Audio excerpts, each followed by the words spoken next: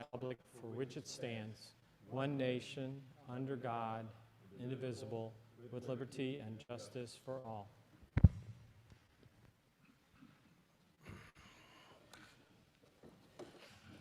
Good morning. For those of you joining us on Zoom this morning, this is a special meeting of the Board of Directors for the purpose of reviewing the annual replacement and reserve studies. We will have this is a level 2 study this year prepared by Miller Dotson Associates. Rick? I affirm that a quorum is present and that proper notice was given to members of this meeting. Thank you. I'll entertain a motion for approval of the agenda. I so move. Moved by Vickery, second by Carl Clausen. All in favor, or any discussion? All in favor say aye. Aye. Aye. Phil, call upon you. Good morning, directors and members.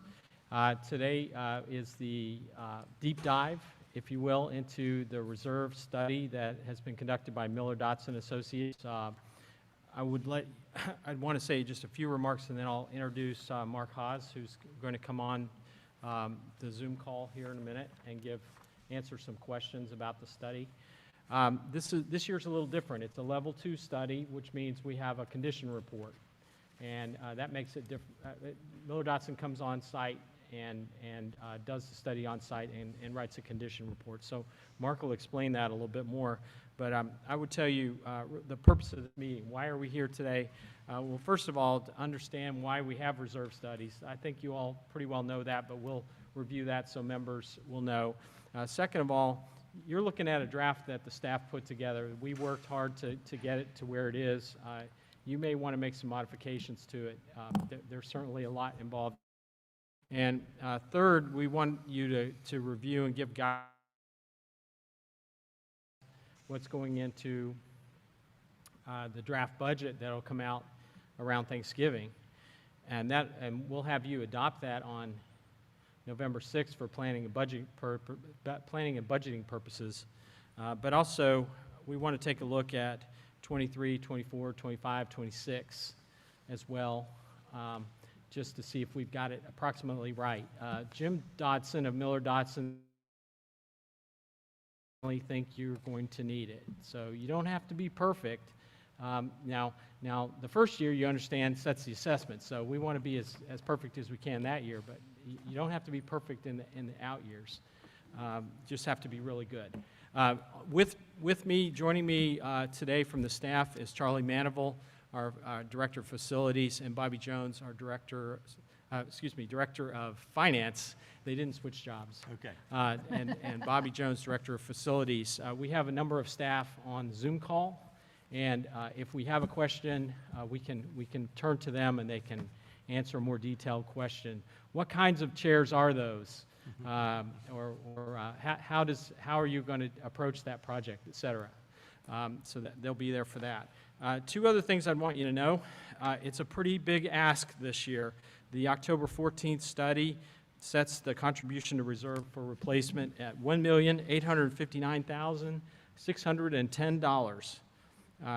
Just as a refresher, in the adopted budget, we have $1,693,968. So you're comparing about 1.85, actually 1.86 to 1.7. So that's a jump of $165,642. And that would be approximately $39 on the assessment. And if you're keeping track to the 6% increase, that would be about 2.5% right there, just on capital. Now, this is really important work that you're doing today. You're doing your fiduciary duty in reviewing this study. It's required by state law. And just a couple of things to keep in mind why we have a reserve study. One, it's a terrific budget planning tool. Just put first things first. Second of all, and this is really key, it tells us how inevitable future expenses. They're inevitable. break down, and you're going to have to replace it. So you're taking care of what has to be done. Third, it meets the legal, fiduciary, and professional requirements that you have. Fourth, it helps minimize something that's really terrible, and that's called a special assessment. That's when you don't plan ahead enough to get ahead of something. You have to have that off. And then last, and very importantly, since we exist for the benefit of the private lots, it helps enhance the resale values of the private lots. And so that's why we have it. That's why we can do as much as we do, because as our association funds our reserve study, fully funds it, keeps it going, and that's a really healthy sign. So those are the few comments I have. Let me say, if you're ready, let's say a few words about Mark. And Mark on the call? Oh, great. Let me introduce Mark, and then we've got a few questions for him that we can go through. First of all, Mark Haas, and you can read this inside the Miller-Dotson study on the last page with the signature. Mark Haas holds a bachelor degree in economics from State University of New York in Fredonia. He has an associate's degree in civil engineering from Northern Virginia College. He has experience in all fields: construction, project design, initiation, administration, and inspection of facilities. As a project manager, he has managed all phases of commercial construction.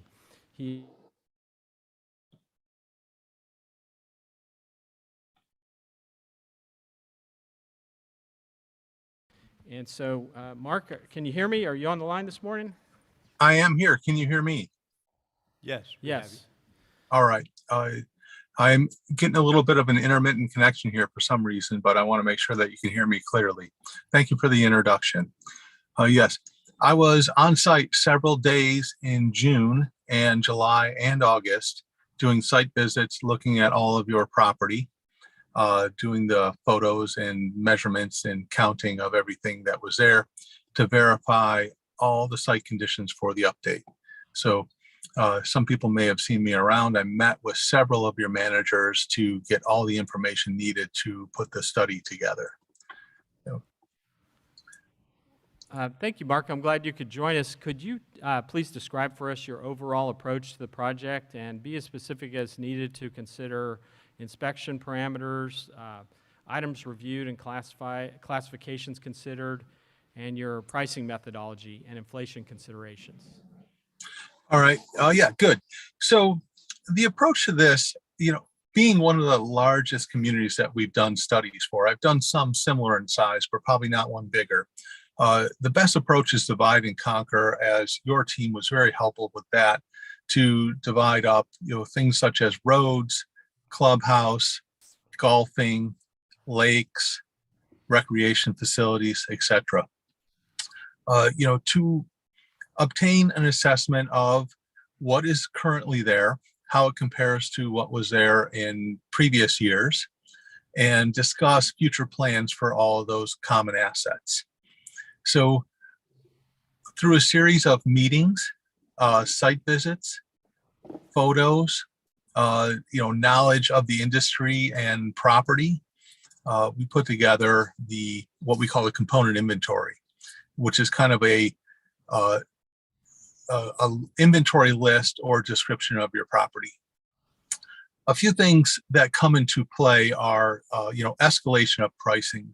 We usually have a inventory or a data table of all kinds of property, everything you can imagine under the sun that pertains to property, which we use as a basis for assessing the value of everything. Also, we have to recognize that value changes over time, which makes it important to do updates.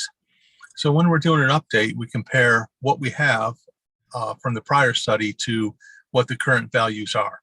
Sometimes a change needs to be made, sometimes a big change needs to be made, and sometimes pricing has been stable and it's good enough.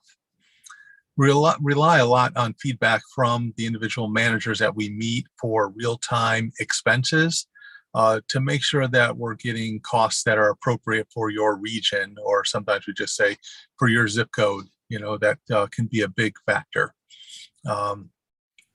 In 2021, some people suspect we're having something called COVID pricing.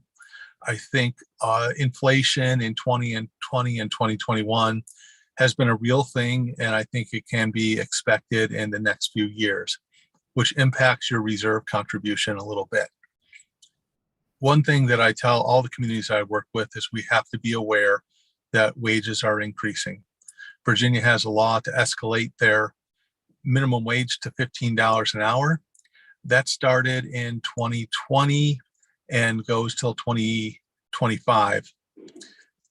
We believe that can impact all wages, which will impact all pricing, even if it's labor or materials. So those are some of the things we kind of take into account when we're updating your inventory. One other thing I think is an important approach for a community this size is divide and conquer. We separated out the days, when we looked at the golf course, when we looked at the clubhouse, when we looked at the lakes and dams, recreation facility, etc. And that was very helpful. So that's basically the basic synopsis of how we approach this. Thanks, Mark. Can you talk a little bit about the basis for changing, can you talk a little bit about the inflation factor, a little bit more about the inflation factors? I think we said there were over 150 items that went up by 50%. Is that what you count as the COVID increase? I don't like to admit that it's just COVID and that it will go away when COVID goes away or at the end of the year or anything like that. I think we all know there are supply chain issues. Most of that, and it's unfortunate, that this stuff's going on because I get that question from a lot of communities that I've done studies for this year. It's a real thing. We started seeing inflation in pricing for things such as roofs and parking lots in late 2019. And it was unfounded. It didn't have a lot of justification. Petroleum prices were low. Labor escalation hadn't started yet, but we started seeing escalation in prices for some of these projects. But now it's making a little more sense that the pricing is geared toward what was coming, and it's a reality now. All the sources that I've talked to have said, this is a real thing. It's now the new pricing. It's not likely that it's a short-term surge. I know there was a short-term surge in things like lumber prices, but a lot of the other petroleum-based and labor-based things, steel-based, I think are all realistic increases in pricing. So that's been my experience with escalation in the short term. All right, thanks, Mark. I have one more question, and then Mr. President, if the board has questions.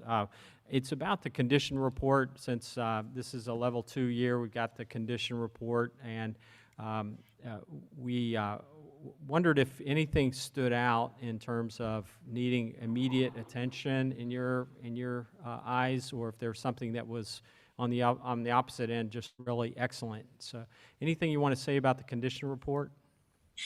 So as far as condition, I am trying to describe your property in another way with basically what is there while we are there.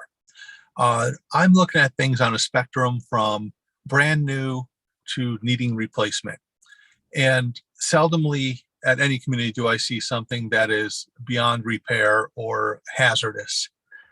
So the spectrum is kind of very good to poor.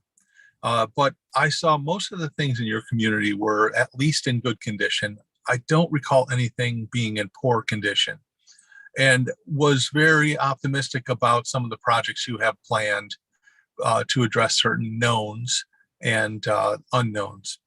I think doing successive updates for a community, it's good to see progression of things, that the funds are available, the projects are completed, and then you have an assortment of new things, existing things, and things that are scheduled for replacement. And I think that's the best way to assess a community. It's just to have everything going on. Also, I think it'd be fair to recognize you have a bustling community.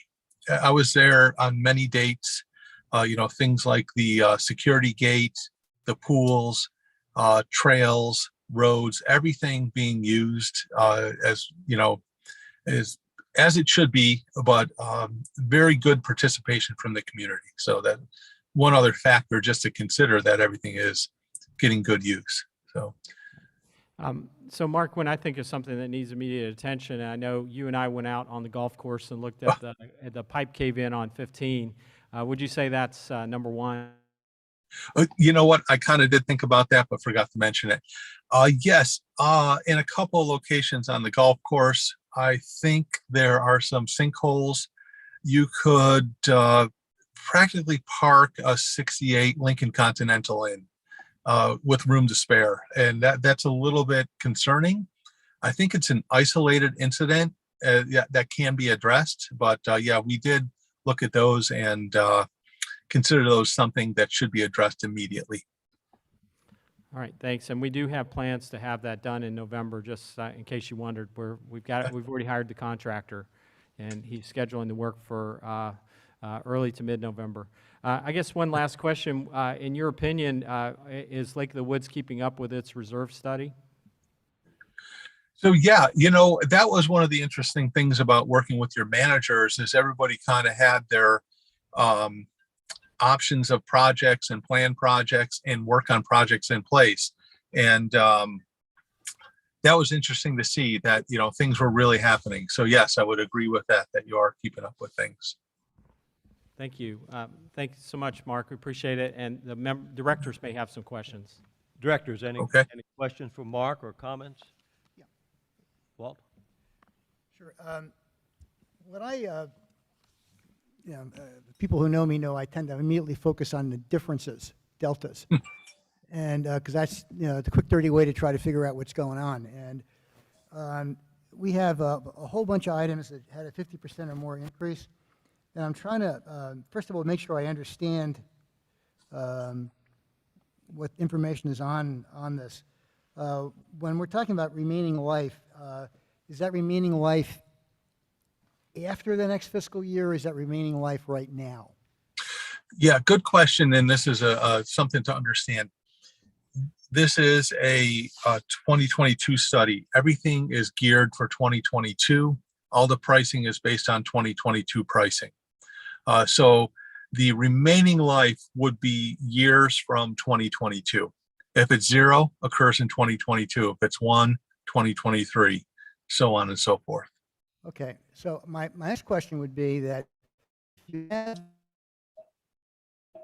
focusing on the items where we had the big jumps.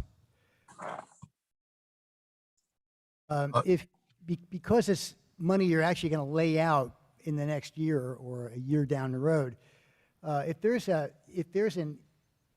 increase in an item where the remaining life is 0, in other words, you're going to spend it next year. Let's just pick a number, a random number, that the increase from last year to this year is $10,000. What is the impact on the contribution to reserve since it's in year 0? Is it effectively $10,000, or is it some number less than $10,000? Nope. For the study year, it would be equal to the amount shown on that line. Okay. Because what I did, and once again, I'll throw this out here early so people can mull it over, is I took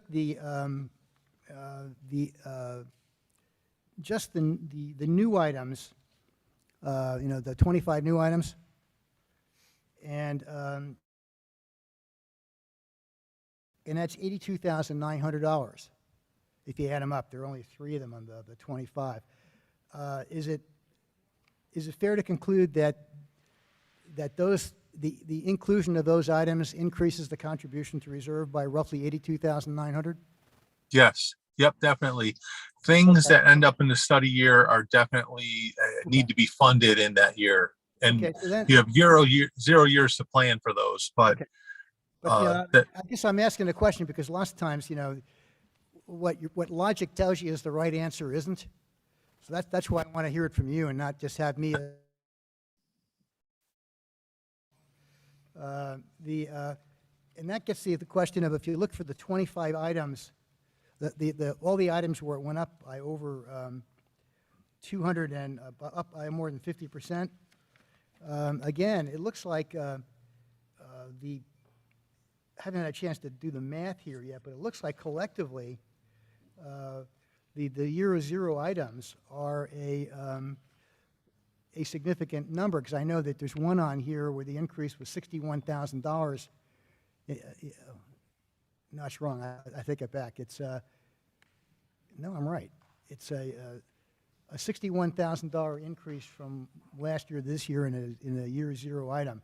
So again, it's fair to conclude that would have the effect of bumping the CTR by $61,000. In that year, yes.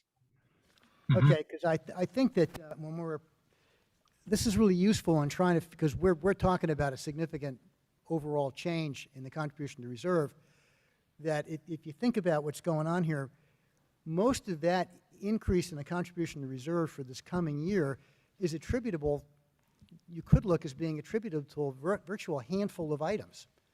But I think that looking what's on the list, it's not like we have any control over whether or not to do it or not. I think we're stuck when we get right down to it. Well, that is the best advice. Just want to make a point. I had a meeting with the community last week, and they were expecting that the prices would only increase by the escalation factor each year. They had a study done in 2018, and they were expecting only a 12% increase on any item. And they were like, why have we got 30, 40, 50% increases? So I explained to them that, when we do a study, we don't take the prior study and escalate the amounts. We look at it from this point going forward. So just to clarify that, I don't think that's what you were getting at, but I just want to make sure everybody knows that, there are various factors, one being similar projects completed in this year, other communities doing a similar project, feedback from the industry, projections. There's a lot of stuff that goes into those escalations.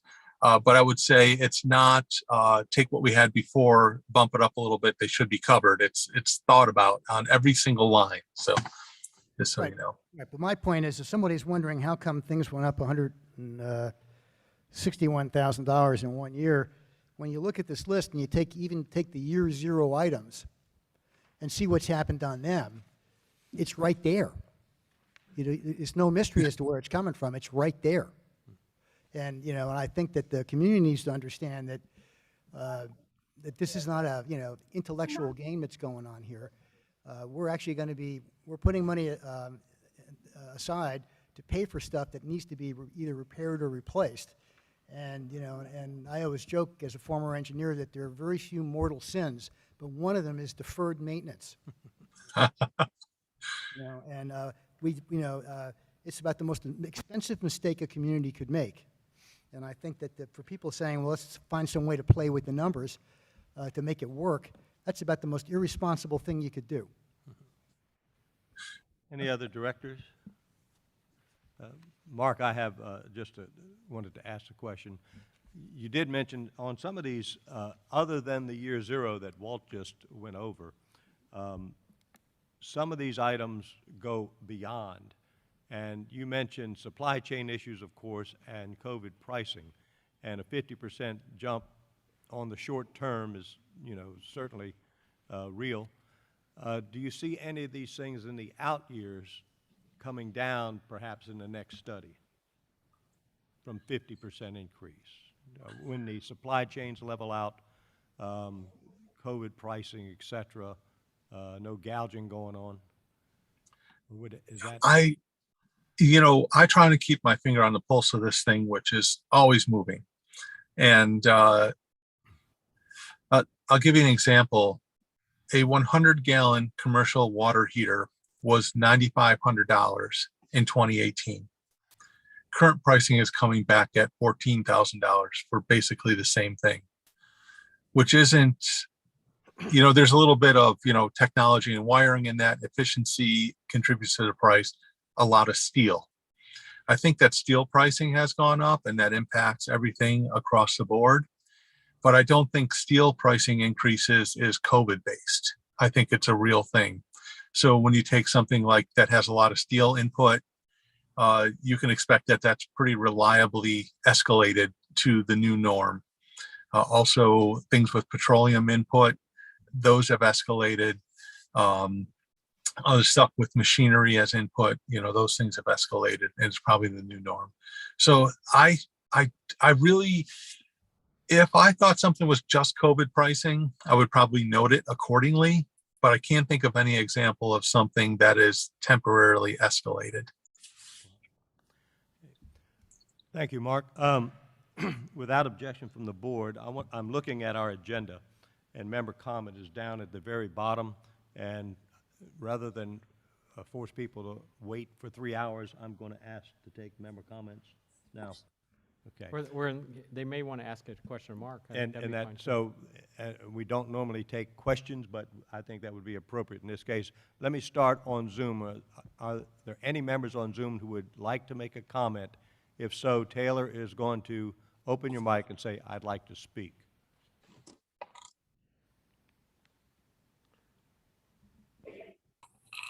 Anything, Taylor?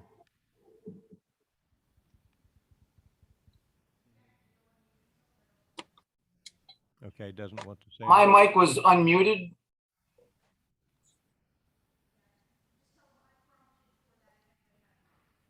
Okay. That was just a prompt in case anyone had a comment. Oh, okay. Listening, obviously, no need to respond if you just want to listen. Any of our members here in the audience have a question of Mark or a comment? Okay, hearing none, I guess we'll proceed. Are we ready to let Mark go? Or, Yes. All right, Mark, thank you so much for your time. I know this has been quite an effort getting to know our community, and we really enjoyed our time with you, and we appreciate all the good work. Thank you. Same here. Appreciate it. And I thought you had a beautiful place. Well, thanks so much. Come back anytime. Thank Will do. you, Mark. Okay. All right. I'll sign off now and let you get down to business. Thank you. If I could just have a few more opening comments. So how to read your book. You all are pretty savvy, but just so everybody knows what you have in front of you. The A section is very useful for example, the executive summary page has the contribution to reserve right there on the top. And it also has the number of components, 855 components.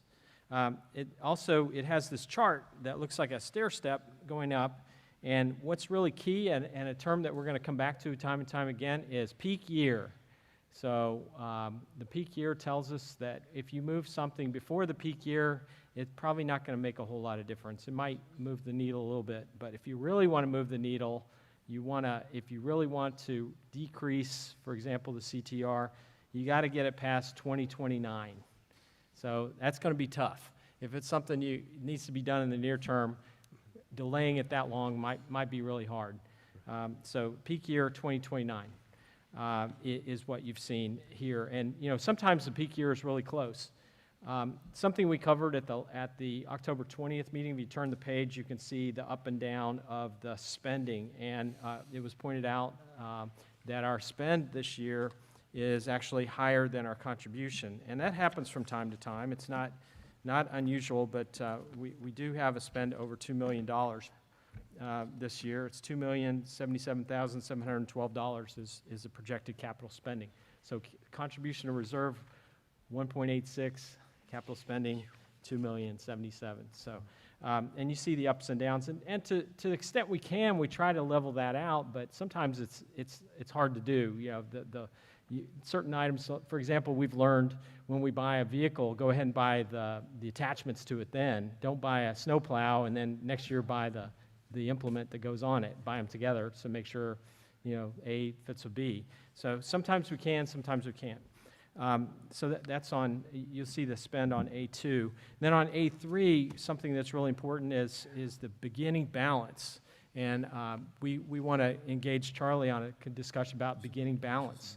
The more we can put into the beginning balance, the better the impact on the assessment is lower. And that means so what we're trying to figure out is how much money are we going to have left over from this fiscal year that we could put into something like replacement. And we have a couple of options. You could either put it directly into the Patrick Henry drainage improvement project, or you could put it into think of the giant bucket that is the replacement reserve. You could pour it into that, and that's going to raise the level and mean that your assessment is lower. So we can talk about the pros and cons of doing that. But this page, think about beginning balance. We use the cash flow method, which means we don't accumulate $10,000 every year for 10 years to get a $100,000 item. It's what we need in the current year plus a measure in case something breaks or in case something it can't make it that long. For example, if the Manitowoc ice maker at the clubhouse breaks today, we don't have to run around with our hair on fire. We've got reserve to spend the money. Now, we count this any action that takes place, the board has to move it once we set the reserve study. So if today you want to take a vote and say, I want to move this project from 2025 to 2022, that we ought to take a vote on that. So we can, and you may not be that far along in your thinking. You may be able to tell from the discussion, aha, yes, we've reached this consensus, let's do that now. And we'll prime the pump of your thinking on that. For example, lakes projects. Okay, on A5, that's your inflation page. And think of that, and you heard what Mark said. He considered what projects cost in 2022, and he said, hey, price increases are here to stay, folks. This isn't just supply chain, this isn't COVID, this is the adjustment. And but let's say you wanted to, I guess what I would say is you don't necessarily need to do anything more, but this is your inflation price page. This is the menu for inflation. If you want to add an inflation factor, which I'm not recommending, this tells you how much it costs to add it to what you have. Is inflation built in? It's, again, Mark has adjusted the numbers to what he believes they would cost going forward. So I would say you don't need to do the inflation. But if inflation comes up, look back at that page, and that'll tell you how much it costs if you want to add it. All right, so that's A section. It's sort of the executive summary. B section is the inventory, and it's broken down by areas: clubhouse, equestrian, recreation, pools, and golf course, et cetera. So that's broken down. And so we may want to reference the B number, B60. Let's look at B60 and look at the golf cart path. For example, that we might want to do it that way. So, and we'll be good to call out the number, 378. Let's look at 378. It's on page B36. For example, we do that. So that's the inventory by category. And then the C section is broken down by year over the 40 years. Now, as I said, we want to look at that first year in pretty good detail. We'll go forward with that. I'd say about 5 years is about all you need to do, because you figure we're going to do another study 3 years from now to get it done. Some topics that Charlie and Bobby and I thought were notable. We've already mentioned some of them. 25 items, an additional 25 items totaling $1.2 million were identified and added, and a lot of those were on the golf course. Some notable items that you may or may not want to discuss: the holes 10, 12, and 15 erosion control projects. They add up to $490,000. The stormwater management water quality project sinkhole repair, $217. I think that's really there as a kind of a project placeholder. It's not really identified for any one project. You've got the Route 3 hole 16 fence replacement in there for $214,000. That was a new item. I think you'd want to think about and we've mentioned this before as we talked about goals. How far can we advance the lakes management projects today? We've got the 10th fairway replacement in. You've got the 15th in there. You've also got Culp's Cove in there over time. But until we have that AMT study, we may not. It's hard to know if we need to move anything. We know that Patrick Henry needs to be done. Patrick Henry's not in this study. It's because it's a current project. And remember, the last tranche of money we're going to get is from NCR. It's not going to be from replacement. Well, I take that back. It will have a replacement component. There is some replacement money in the stormwater management improvement. 142,800 will go into the project from 2022. So I take that back. There is some R&R money. We talked about the 150 items increasing 50%. The last thing I would say is chip and tar. This is your reserve study, and we ran it again with the chip and tar program, the 5-year study. Now, it's not just 5 years, remember, because it's repeating. So in a 40-year study, it's going to repeat. So if we put that in and then we net it out for operations, it turns out to be about $7,000 more. So would you want to keep track of it in the replacement study, or would you want to keep doing it? I know we're sort of at a decision point of how much we want to convert to asphalt roads, and at a certain point, Bobby can get up and talk about that if you want to get into that. So those are. I'm going to turn to my colleagues. Do we have anything else we want to mention? I can think of one more thing, but anything else you think we ought to mention before we start the process of looking year by year? You want to come up? I don't know. As Charlie comes up, I would tell you, for the most part, with a couple of exceptions, we name the item for what it is now, what we're replacing. So I remember one year we had something called a party barge. And it's like, we're not buying a party barge. That's what the old one's called. We're going to get a barge for the lakes manager to ride around in, but it was called the party barge. Yes, Mr. President, Board, and members of the community, just some things that I'd like to highlight. Mark had mentioned the pricing, and I just highlight that in my prior life, I was involved with a company that had a lot of, we bought a lot of copper, and that was a big deal. So in 2018, the pound of copper cost about $2.80 a pound. Right now, it's trading between $4.50 and $4.70 a pound, and copper is in everything. I mean, it's being consumed everywhere, and that's just one of the materials. Mark mentioned the steel as well, like in the water heaters and stuff, and that's, I know that's part of what's, those types of things are in the products. They do increase the cost as well as just labor costs and everything else. So these are a lot of fundamental changes that we're seeing in the pricing, and that's in addition to inflation as far as I'm concerned. I also want to mention on the actual replacement reserve report, one thing we changed last year was our referencing on the reports. So if you're looking at the reports, you'll see that there's an item number column that's a Miller-Dodson number. Anytime we add or move something in their system, that number changes. So you could be in the back section and move to the front section, and they're going to renumber the whole thing, and you're going to get lost trying to reference some of these. So last year we added in the item description, we added a new number, which is a static number that's not going to change, and that will go with that item forever until we DNR it or whatever. And that's there's the digit. It's a 3-digit .000102. So that if you're referencing these items, that's the best number to reference them, so you can get them, especially between years with reports as well. So if you're going back prior years, as long as we have that number, you'll be able to reference it and see how it changes year over year. That's how I was able to come up with the changes that Walt was going through, and much more easily this year than last year. It was a real struggle last year to do it. So there's a couple of things. One last thing. So today we'll be talking about whether we want to keep the item in the year that it's placed. And the year, it's not year one that we're looking at year 0. I thought that was interesting how Mark said it. You have 0 years to collect the money you need. So in other words, it's time. You got to pay for it. So the first year is, in a sense, the 0 year. So 1 year means it'd be 2023, et cetera. So you can keep it where it is. You can move it forward, which means you want to move it from 29 down to 22, for example. Or you can move it back. You say, well, let's put it back in the study some. Or you can do something called do not reserve, DNR. Now, we didn't come up with any DNR items, but Carl would probably remember last time we did this where we had televisions.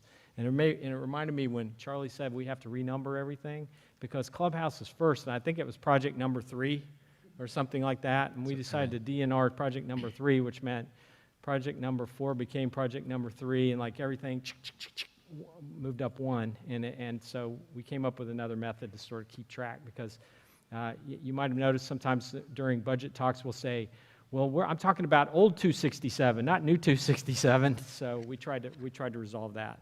But those are your options. Keep it, move it forward, move it back, DNR.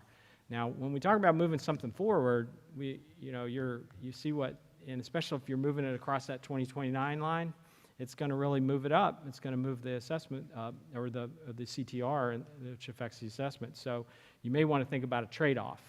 You may say, well, move this forward, move this back. So, just keep Jim Dodson's advice in mind. Put it in the year you approximately think you need it. Doesn't have to be perfect. Just get it close to where it needs to be. So, again, I would imagine you're going to take some votes. There may be some things you want us to research, but we don't plan to run another scenario until we get through all of this, and then we'll bring that new scenario to November 6th meeting, and you can see what the impact was. So, Mr. President, back over to you, and we're here to assist you. As I said, we got the staff on the line as we get into it. Are you ready to go to year number one, or do you have questions for Charlie, Bobby, me? First of all, any directors' questions before we proceed? Oh, Carl has one, Carl, and then Walt.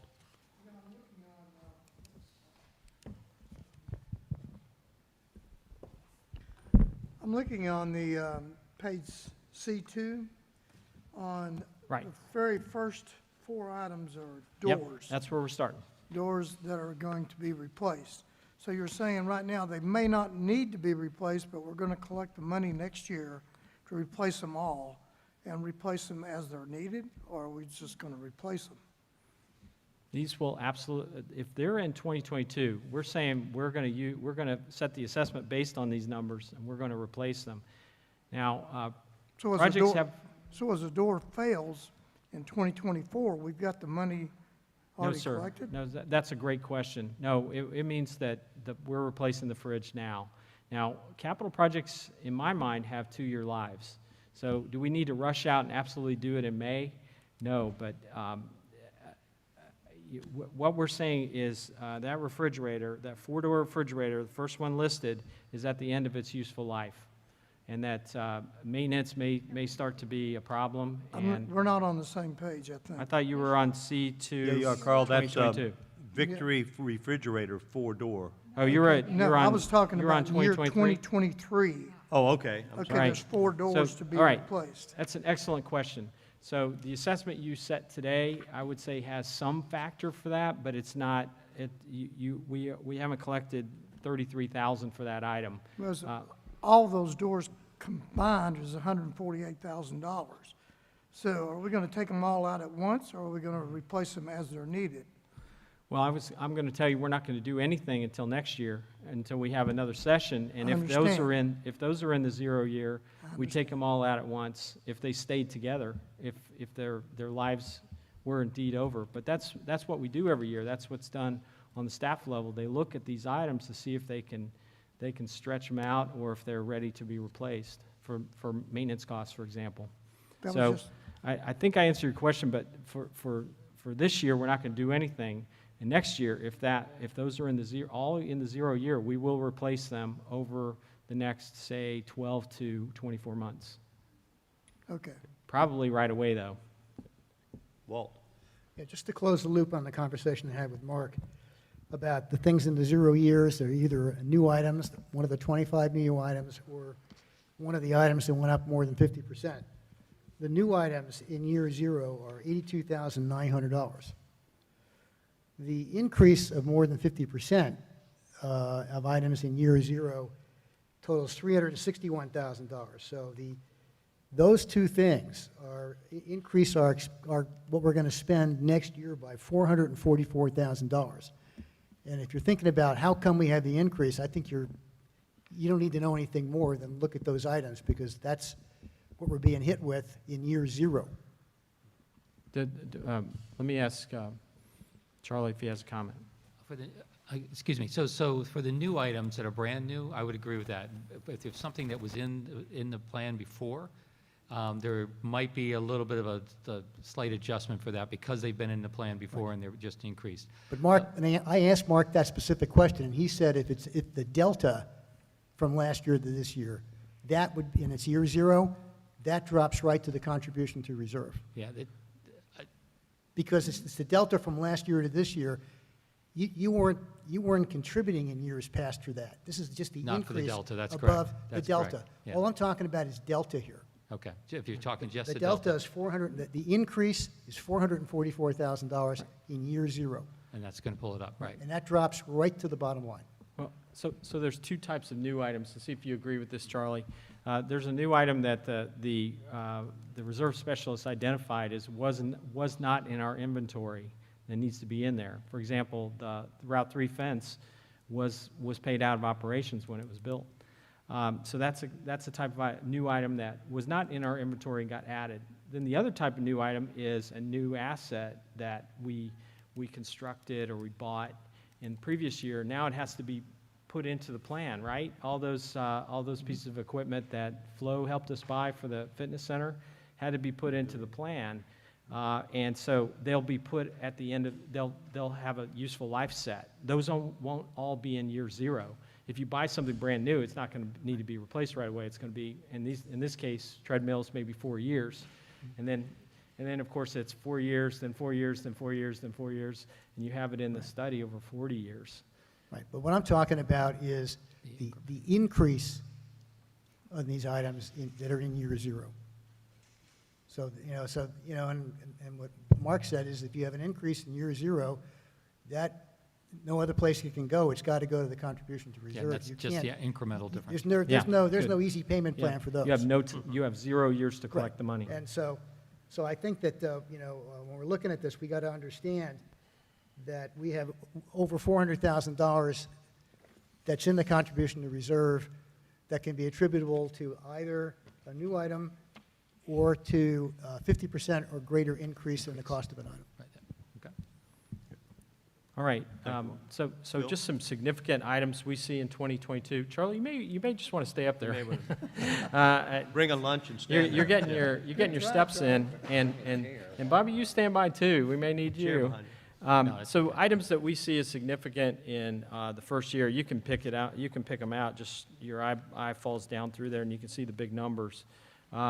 Number 83 is the electrical panel and breakers at the clubhouse. Lakeview Parkway resurface, the next phase of that.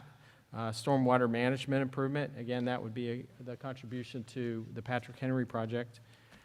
Golf cart path, 3 holes, and yesterday at the golf committee, there was a lot of discussion about which ought to be the first 3.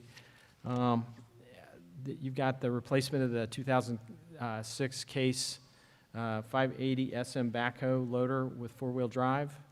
You got the tennis court coat and refurbish.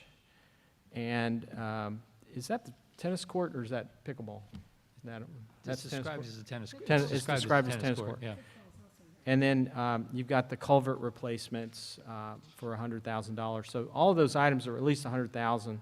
And so those are the biggest items in there. But what I would suggest is we sort of take them by category and work our way down to see if anybody has any questions as we go. So, Charlie, we have some breaking news on, and I don't know if Bobby wants to do that, on the Clubhouse Electrical.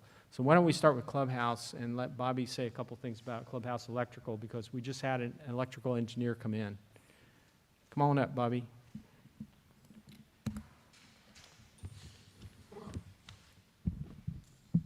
Hey, good morning, Mr. President, directors, members, and staff following along. I'm Bobby Jones. I'm your Director of Facilities, and I'd like to review some key components coming up in 2022.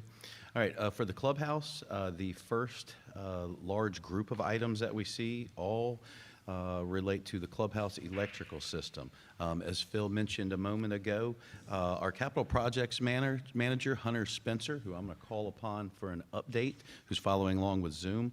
Hunter and I met with an experienced electrical expert, William Lang from Lang Electrical, yesterday at the clubhouse. Took him around to the equipment room, showed him all of our equipment. Believe he has some good news for us, and I'm going to let Hunter fill us in on that. Hunter, are you following along, sir? I am. Can you hear me okay? We Yes. can. Okay, terrific.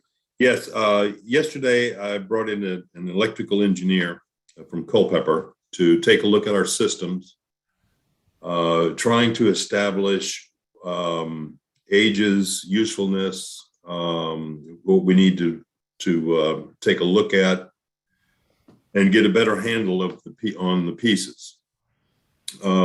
This originally was put in this year's R&R. We just showed a one number to replace things, and in working with Mark, we kind of split these things up to try to look at the pieces and get a better idea of where we are and what we need to do when.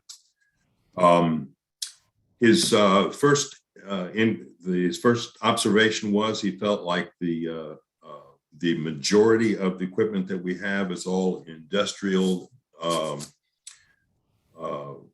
electrical products. Breaker panels are all very heavy duty pieces of equipment, and he saw nothing wrong with those. He talked about some things that we can do to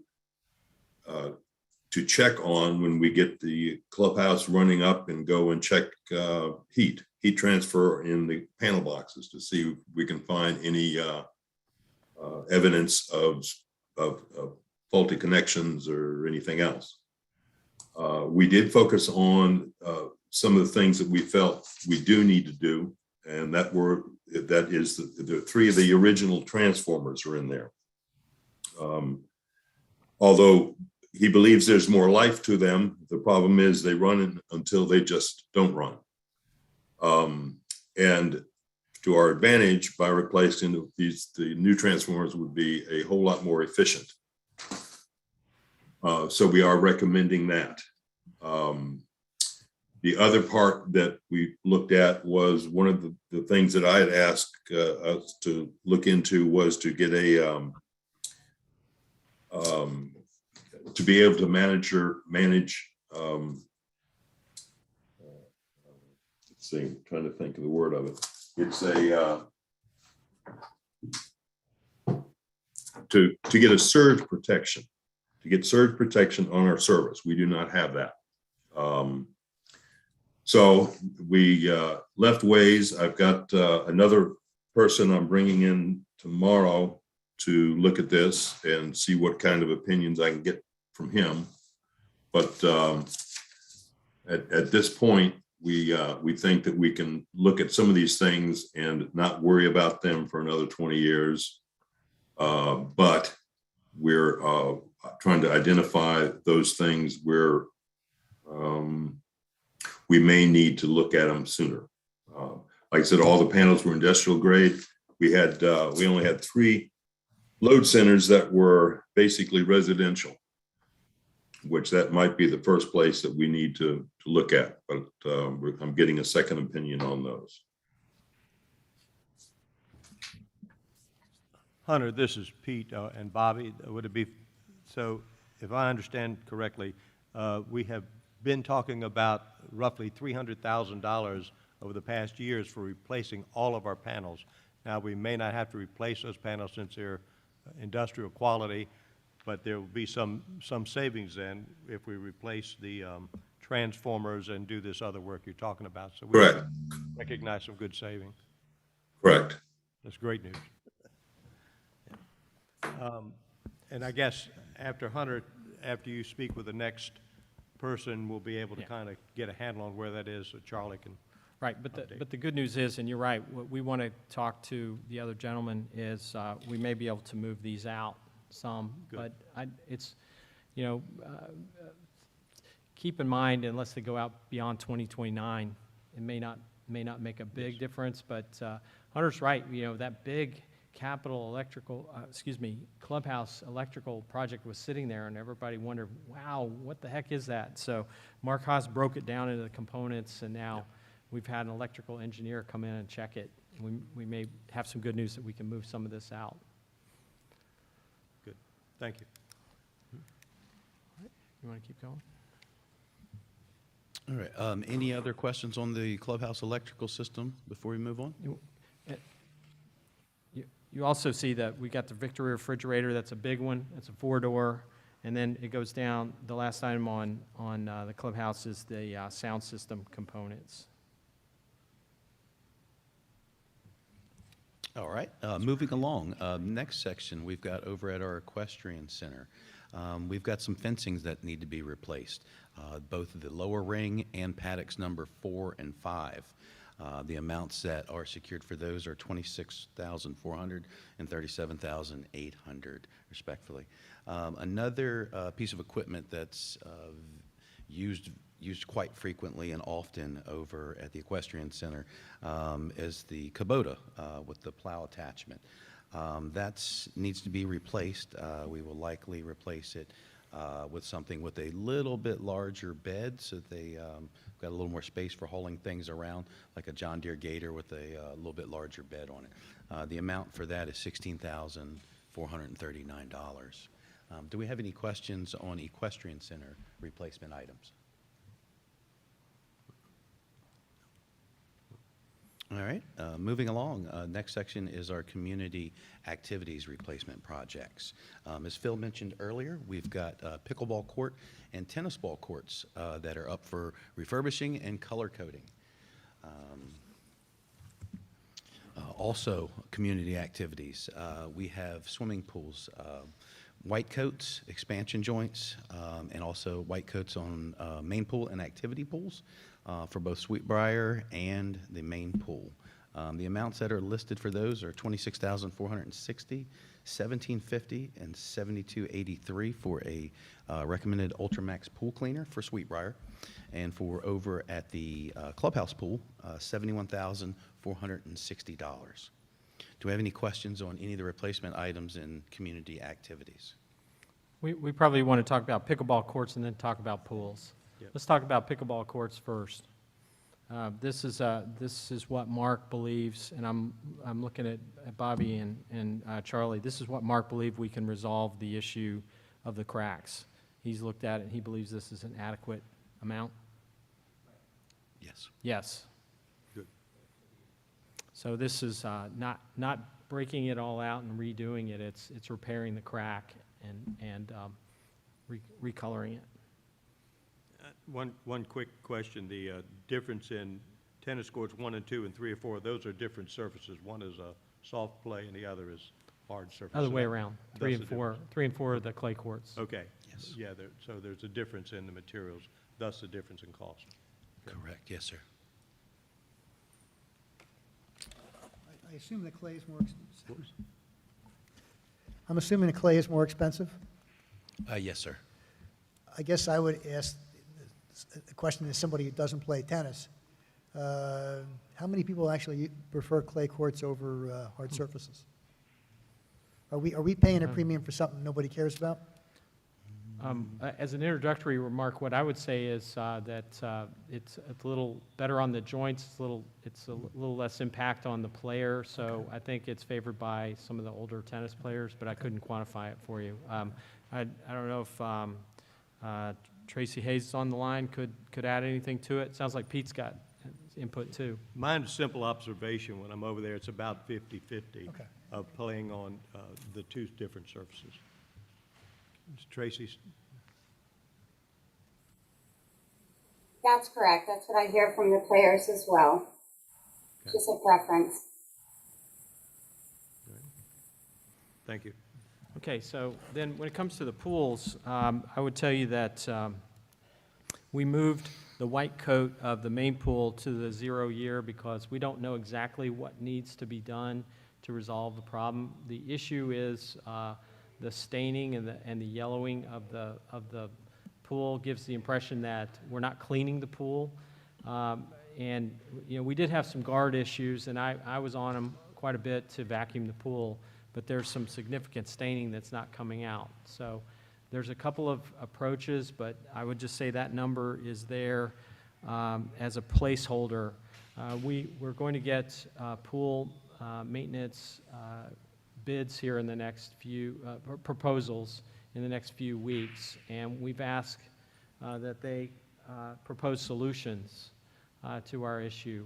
Some of the ones that make sense to us is there's a treatment that we could do that would be out of the operations budget that we would just do a little bit more than we did last year to see if that would handle it. So there is a filter system we could add to the front of our system to try to filter out the metals and to stop the staining. And then there's ultimately, if it looks like we can't get the staining out, we'd want to white coat it. But all of us have said we want to try to get to the heart of the issue. We don't have these issues at Sweetbriar, we have them at Clubhouse. And we've had RSA come out, and we said we believe that there are a lot of metals in the line. They say that their water meets the standards.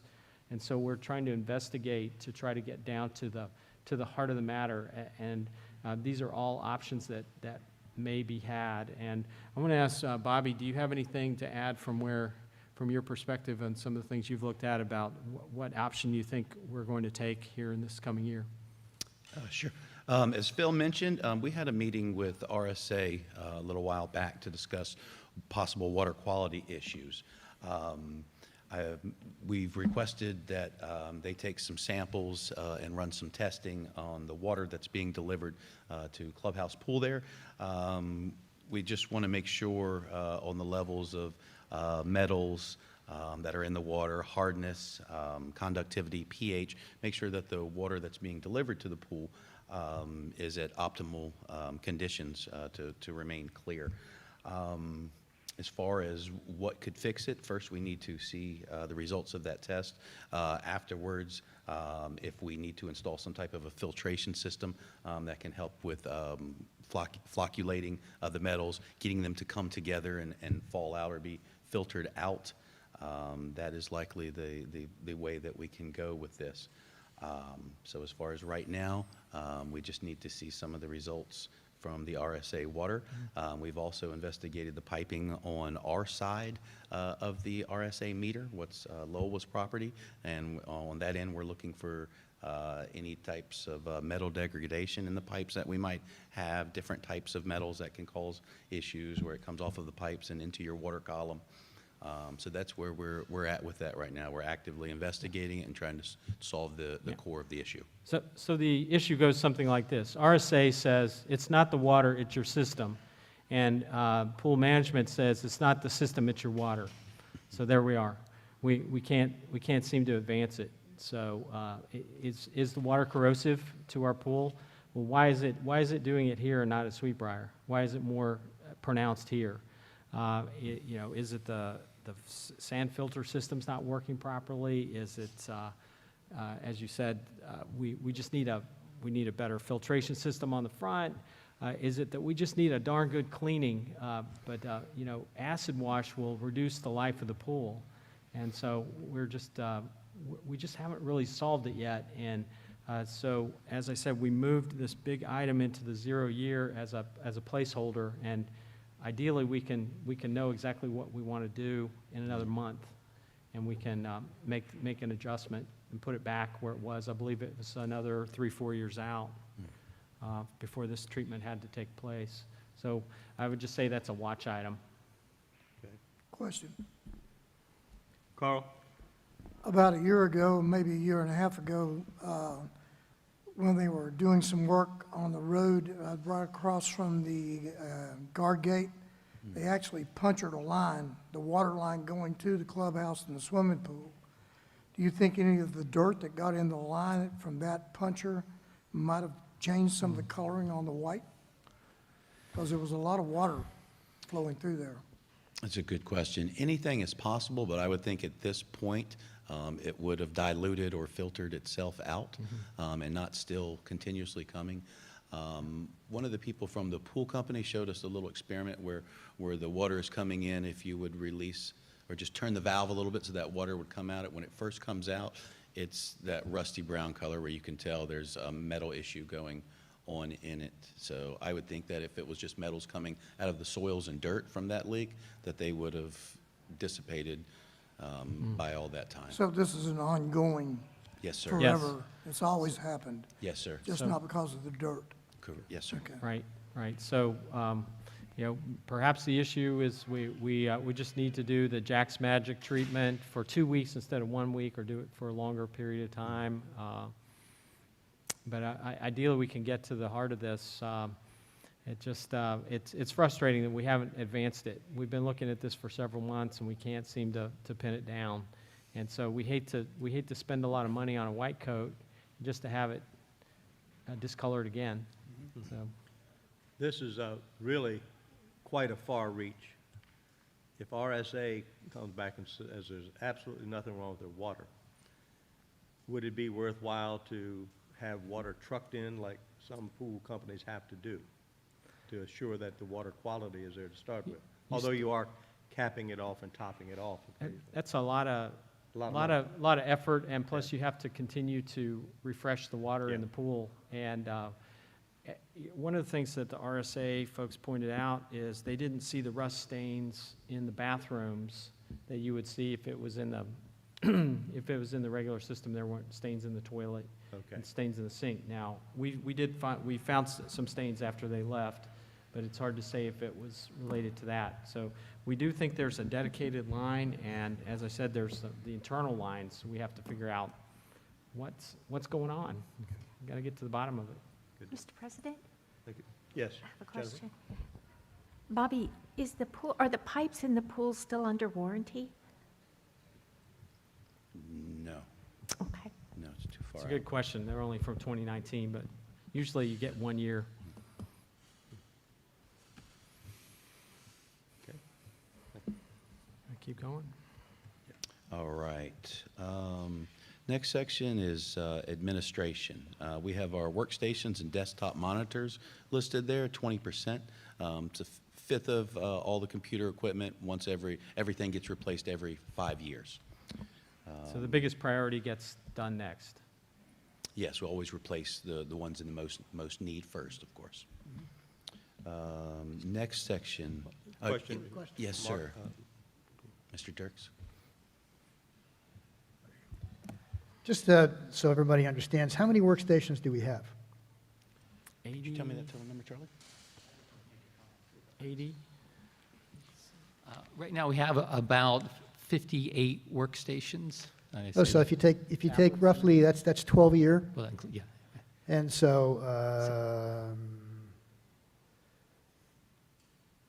we're only spending about $1,300 a workstation, $1,400 a workstation. Actually, 900 is what we brought it down. I did want to make a comment on that. So last year at these hearings, and I think during the budget process, we talked about adding thin clients and other types of workstations. So we looked at that this year, and we've actually started transitioning some of our workstations over to tablets/thin clients, and those are much Okay. more cost efficient. They're not as expensive. So and that's something I did want to mention, that have taken that action and brought the cost down. It's about $900 a workstation is what we're Yeah, but my point estimating. is actually, in the scheme of things, those are not expensive workstations to begin with. No, and we're trying to, obviously drive that down. The thin clients, there are certain, they're like $250 for a thin client or a tablet, so they're considerably less expensive. We still have some, we just have to have some as full-blown computers, especially for some of the stuff Bobby and Nick are doing, but overall, we're trying to bring that cost down, so. So we have, if you look on B30, you can see the replacement is 17 units a year over 5 years, so that's 85 units. We anticipate replacing 17 a year. So are we replacing some of the ones early, do you think? Is that why your and my count are different? You said we got about 60. I think we got 85. That includes the tablets. Once you add all the tablets, et cetera, in. So, well, yeah, so we're doing about 17 units a year.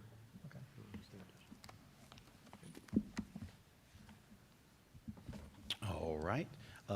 Next section to review is golf operations. All right. Well, did we do fairways? We got fairways. Oh, I'm sorry. Good. Furniture? Yes, sir. I skipped right over fairways. Cannot forget them. Wood Center furniture, folding tables and chairs are up for replacement at $8,500. Any questions on the tables and chairs at the Wood Center? All right. Next section is golf operations. First item up for replacement is erosion control planning and design cost for the 10th fairway. This is $30,000 for engineering, design, planning, and permitting costs. Some other items of note, there's some equipment being replaced, a Harley rake, an airway, and a thatching rail. Together, these go for around $40,000 between the three of them. And there's also a snake rotary mower at $29,000 up for replacement. Any questions on any of the equipment up for replacement over at Golf Operations? Yes, Cliff. Thank you. Bobby, the 10th fairway design, does that include moving the green, or is that something that's not being planned for yet? Yes. Now, this is design money, planning and design money that's set aside, but yes, that is what is being planned. Cliff, if I could say one more thing about that, Mr. President. Yes. So we've got a ballpark number for the 10th Fairway project, and you're right, that would involve moving the hole forward and creating a pond. The thought that we can't cut down enough trees to save the green, so the best thing would be to move it. And we've got stormwater issues in that neighborhood on Birdie and on down. So 10 feeds to 14 feeds to the Keaton's Lake, if you think of it as a step down of the water. And so this number is, I would call a swag of what we think it will be, because we don't have the AMT report yet that tells us what the number 10 hole relocation would be. So we've taken the number 300,000 for it, and we've used a factor of 10% for the engineering design for it. So, and again, do we want to do that? Do we want to start that project in 2022 and build it in 2023 is one of the questions you may or may not be able to answer today, knowing that we've got the Patrick Henry project that we're doing in 2022. And that's something on the staff level we've tried to decide, do we want to immediately do the next project? One of the things we've seen is usually if there's permitting, you need 2 years for design and then the construction in the third year. But if this is high enough priority and it's one of the areas of pipe collapse, perhaps we want to try to do this as soon as we can. And that's what we have in the plan right now. Question. Yes, Carl? On the 10th hole, you're talking about moving the putting green forward and putting a pond behind it, basically, where the green's at now. Is this pond going to resemble like the 14th hole, that type of pond, or is it just going to be a hole with water in it? At this point, we haven't seen a design. Because that has a fountain, in it, has a catch basin in it. Yeah, we'd have lots of options that we could explore, but at this point, it's just money for a design. So once we've seen a final design, we could make any types of suggestions. I was just you guys thinking would those like. 3 or 4 houses after that on Birdie, Yes. and I guess it's Westover right through there. There's a lot of flooding right now, so if they put a pond in, is this going to create more water? No, it should help slow it down, give it a place for it to catch as it's Okay. going down. It should help alleviate and mitigate some of the flooding issues downstream. Okay. Do you recall if it's a detention or retention pond? I don't know if we've set that detail yet.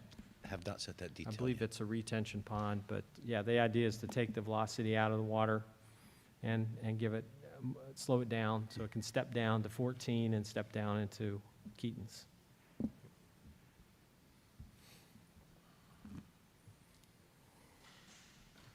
Storm water is really hard to manage. Yes, sir. Well, and the golf course is one of our best assets for trying to do that. So this might be a model for something we do on another hole at some point. All right, any other questions on golf operations, equipment, or 10th Fairway project? All right, next section brings us to our lakes projects. First item up for replacement is the bulkhead at the Flat Run access area near the back gate. We've got some lake buoys up for replacement. That 4590 is enough money to replace about 5 buoys and anchoring systems every year. Some maintenance equipment. The roads equipment storage barn is up replacement, $95,128. Grounds has some mowers that are up for replacement. 2 Kubota mowers, a 2012 F3080 and a 2009 ZD326H. Those replacement values are at $31,516 and $15,940. Another large item up for replacement is our rubber tire loader. That's the 2006 Case 580 SM backhoe loader with 4-wheel drive. This is a very busy and used piece of equipment. We use it for everything from pushing up the leaves and sticks at 9.9 to loading all of our dirt, rocks, stones, and other materials onto our dump trucks. And those are some of the bigger items that are up for replacement and maintenance. Anyone have any questions for any of the items that are up for replacement in the maintenance section? Yeah, I guess, looking at it, you have several items. You have the roads equipment storage barn. You have some other things. Those are all over at Shoesmith? I'm sorry? Those are all over at Shoesmith? No, Where sir. are they? The roads barn is behind the maintenance Okay. building. Okay. So are we talking about totally replacing it, or is this a repair job? That's just shells. That's not total replacement. Okay. So what will and what won't be replaced? Do you know? Roof and walls, essentially. Not, it's essentially So a the pole. frame will stay? Yes, sir. We'll just replace. That's usually Structure will how these stay, it's get done. everything else. is we take the siding off and replace it. Jennifer? That was my same question. Okay. Carl? Yes, there's been some mention at 9.9, the building that's over there, it's going to be converted into the Woodworkers Club area. Is there any money allotted to do any remodeling there, or what's going on there? How's that working out? Currently, there's no money that's there. That's an item that we removed, DNR'd from the reserve some time back. I do believe I saw some 9.9 building money in here, but it's not in the current year. But give me a minute to look it up. Okay. But it's not anytime soon. I understand. Back to it. It's just a cost of something that's going to be done immediately, I would think. And maybe the Woodworkers Club has got some kind of budget theirself for it. I don't know. Not really. Not really? Not really. Well, you know, the woodworkers are dear to my heart. Yes. Yes, sir. All right. Any other questions on roads for Bobby? Okay. Pete? Yes, I have a Cliff, question. sorry. Bobby, this year and next year, there's money to replace or upgrade the fence along hole number 16. My question is that, if that fence is replaced and we decide to move forward with the whole fence along Route 3, will that fence have to be replaced again? Or is this in addition to the fence that would, the entire fencing project along Route 3?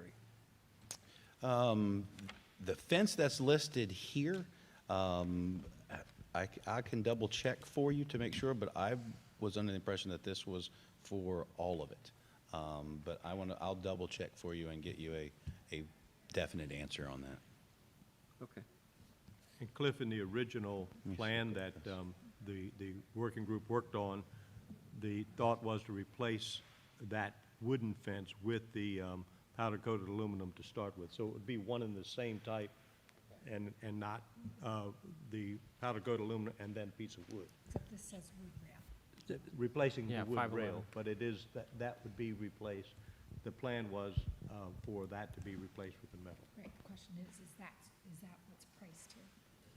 Or is- It's or priced did for they- the metal, Is it? yes. The entire project was 282. Back when that was done a couple of years ago, that's probably going up. So we took Mark out and showed him the fence and told him that we did want to upgrade the fence, and he did put a factor in. He put it into phases totaling 211. And my thought is we could, the two existing sections are down by the Keaton's Dam. That's what's priced in. So less than what you just said. And the section next to the golf course. Those are the existing sections. Anything else would need an easement or a little more work. So that would be, my priority would be to do section 16 next to the golf course first. As it was told to me as I arrived here, that we always want to keep that view shed looking nice, because that's the view into the community. Because when you get to the gate, you get the nice wall and you get the fence, but you're not really looking in. That's your view into the community. So it would be nice to upgrade that, and we don't necessarily need to have a wood fence. That's what we're replacing. But then you get into, would we need to add money to it to enhance it? So you're not replacing it with a wood fence? It's the That's old my name. real It's the, question. good, okay, name. thank you. Yes, it's got the former name. Okay. Yes. It's the former name. So it's going to be a metal fence? That would be the idea, like at Sweetbriar Pool. And the question would be, could we afford the pillars, or do we just go with the run of the metal fence? Something that can't be climbed. At this time, it's called wood fence, but it's actually split rail, isn't it? So there's Right. not too much security there at all. No, it's really just to delineate the property line. Okay. Keep honest people honest. Bobby? Any other questions in the maintenance section? I do have one. We did This equipment that is listed, the caboodles, et cetera, those are good. The equipment last year we decided to replace with John Deere was the Jacobson equipment we had across the board. Yes, sir. Okay, thank you.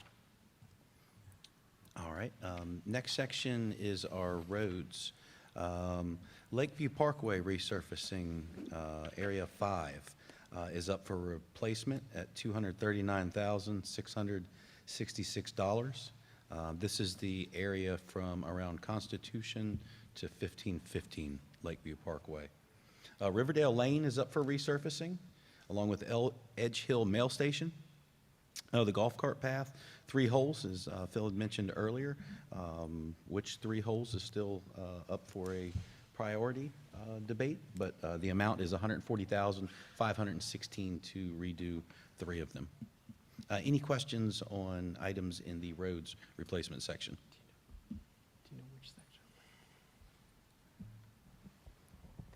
Jennifer? Yeah. Just one. The golf committee, or some of the golf members, said they would like to have holes 16, 17, and 18 replaced.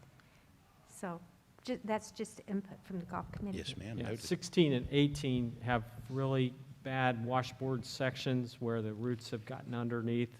We do have a root cutter, but these are ones that happened previously. And if you talk to the golf maintenance superintendent, he'll tell you that golfers drive around those sections, so you have potential for extra wear on those sections. So that would be my thought, is we do 16, 17, 18 and get some of what I consider the worst on the cart path. And there's probably some value to doing that section, keeping it all in one section. So that, but it's yet to be determined, but I think that's the one to beat. All right. Bobby, do you know, is this, on Lakeview, is this a continuation from Constitution? Would that be the next section from That's correct. Constitution? Yes, sir. Yeah, it runs from Constitution to 1515. 1515 Lakeview. Yes, sir. Okay. 1515 Lakeview. Yeah. Any other roads questions? All right, next section to review is our lake section. Stormwater management improvement, $142,800. Culvert replacements, $100,000. And we've got 2 specific projects listed. Lakeview Culvert Retrofit, $52,020. And Harper's Ferry Mail Station Culvert Retrofit, also at $52,020. Keaton's Dam is up for its O&M recertification at $35,700. Any questions on our lakes replacement projects?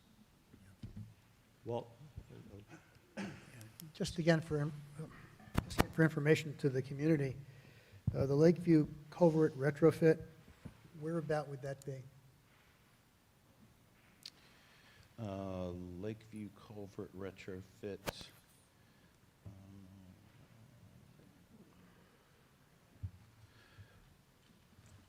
right.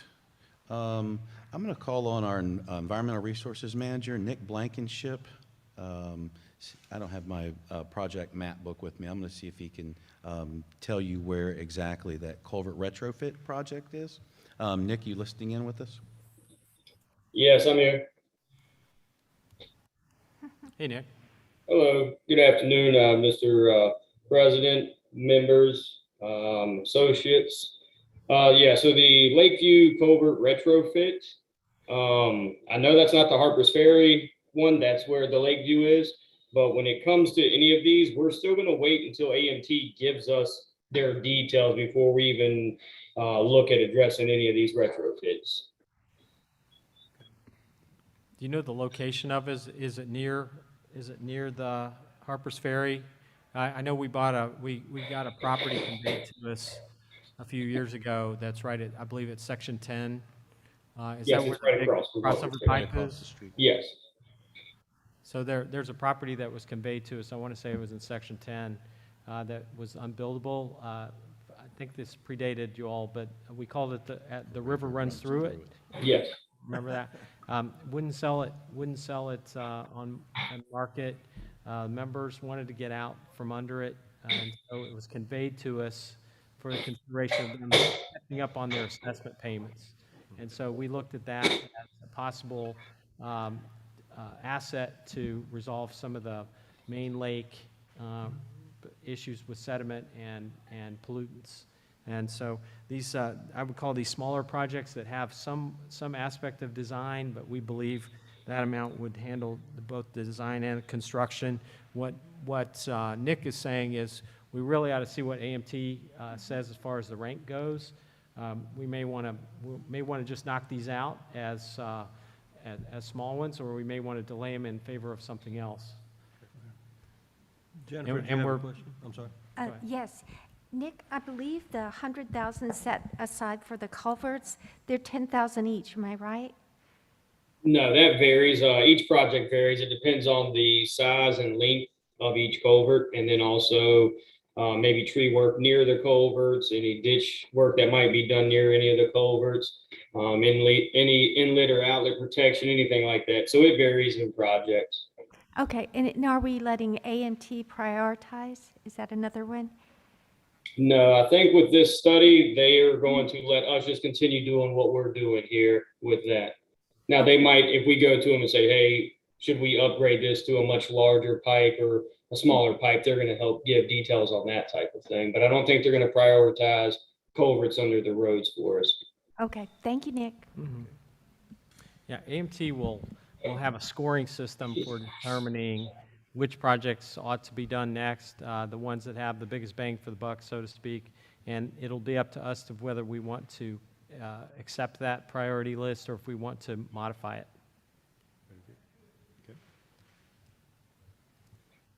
All right. Thank you, Nick, and thank you, Phil. I thought that was the river runs through it property, but I just wanted to verify. As Phil touched upon, we're really looking forward to AMT's study to come back to us and looking for that bang for your buck report. And what that basically means is they'll look at different areas where we have space to put in a BMP, a best managed practice sediment removing structure, so to speak. And they will look at the hydrology that comes down and what type of structure they can make. And that will tell them on average how much nutrient removal can take place there. That's high levels of nitrogen, phosphorus, and total suspended sediment can be removed at that area, and how much it would cost to build that project at that area. So then you take a list and they will give us a best bang for your buck. How much does it cost you to remove pounds of sediment and pounds of excess nutrients at those areas? Then you take the ones you can get the most removal from for the best cost and attack it in that manner. Any other questions on any of our lakes projects that are up for replacement? Don't see any at this point.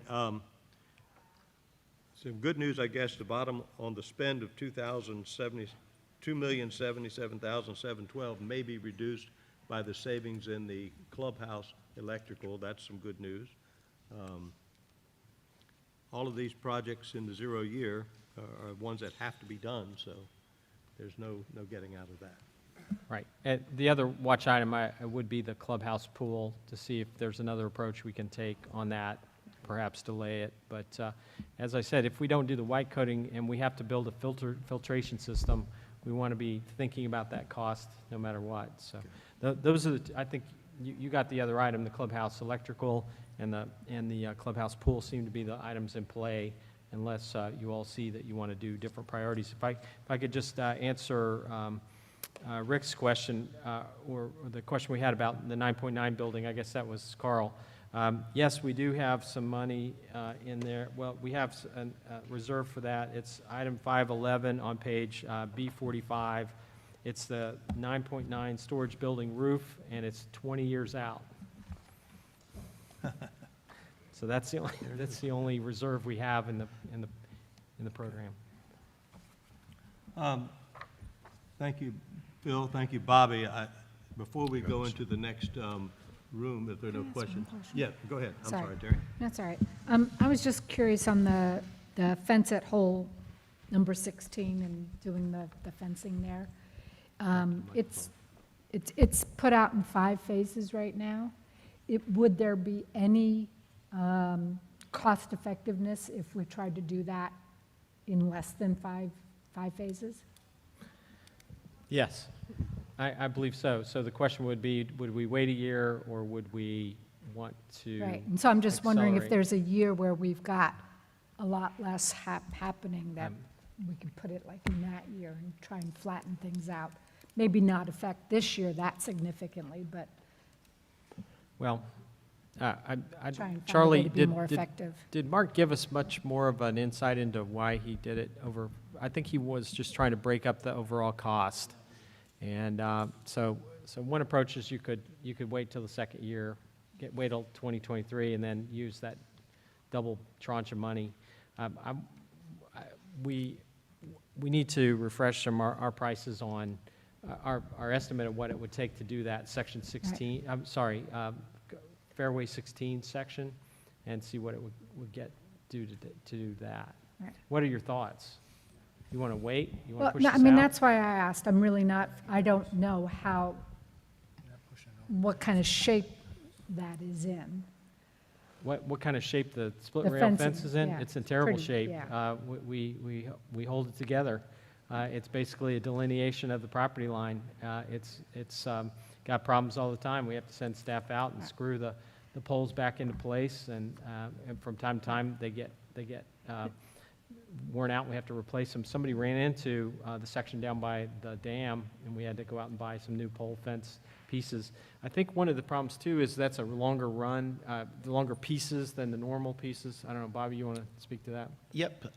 When it was originally put in, the length of the rails is 8 feet. What's standard now is 6 feet, so they can sell you more posts. So there's hardly any places where you can find the 8-foot rails. We've got to travel a couple hours to be able to get them if we can find them. So it's a difficult replacement.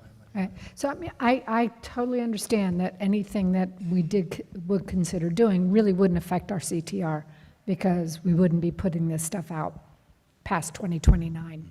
But I do wonder if there wouldn't be some cost effectiveness to doing it all more together. I mean, we've certainly seen that in terms of our asphalting. Right.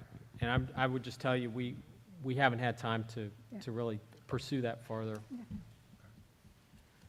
We'd have to go out and get estimates of what that run would cost and try to put it in. And that's assuming we're not going to enhance it with pillars. I mean, it'd be nice to do that. You might remember Chief Walker's design was like, well, you ought to try to replicate what you have at the front gate and put some pillars in and have those as the pieces as you go along. But we just need to freshen up our estimates. We just haven't had time to do it. At this point, Phil, before we go into the next year, I'm going to suggest we take a short break, maybe 5 minutes for a bathroom break, and then we'll reconvene. All right, thank you. An act of mercy. Mm-hmm. next year? Is it gonna take about as long to go to that as?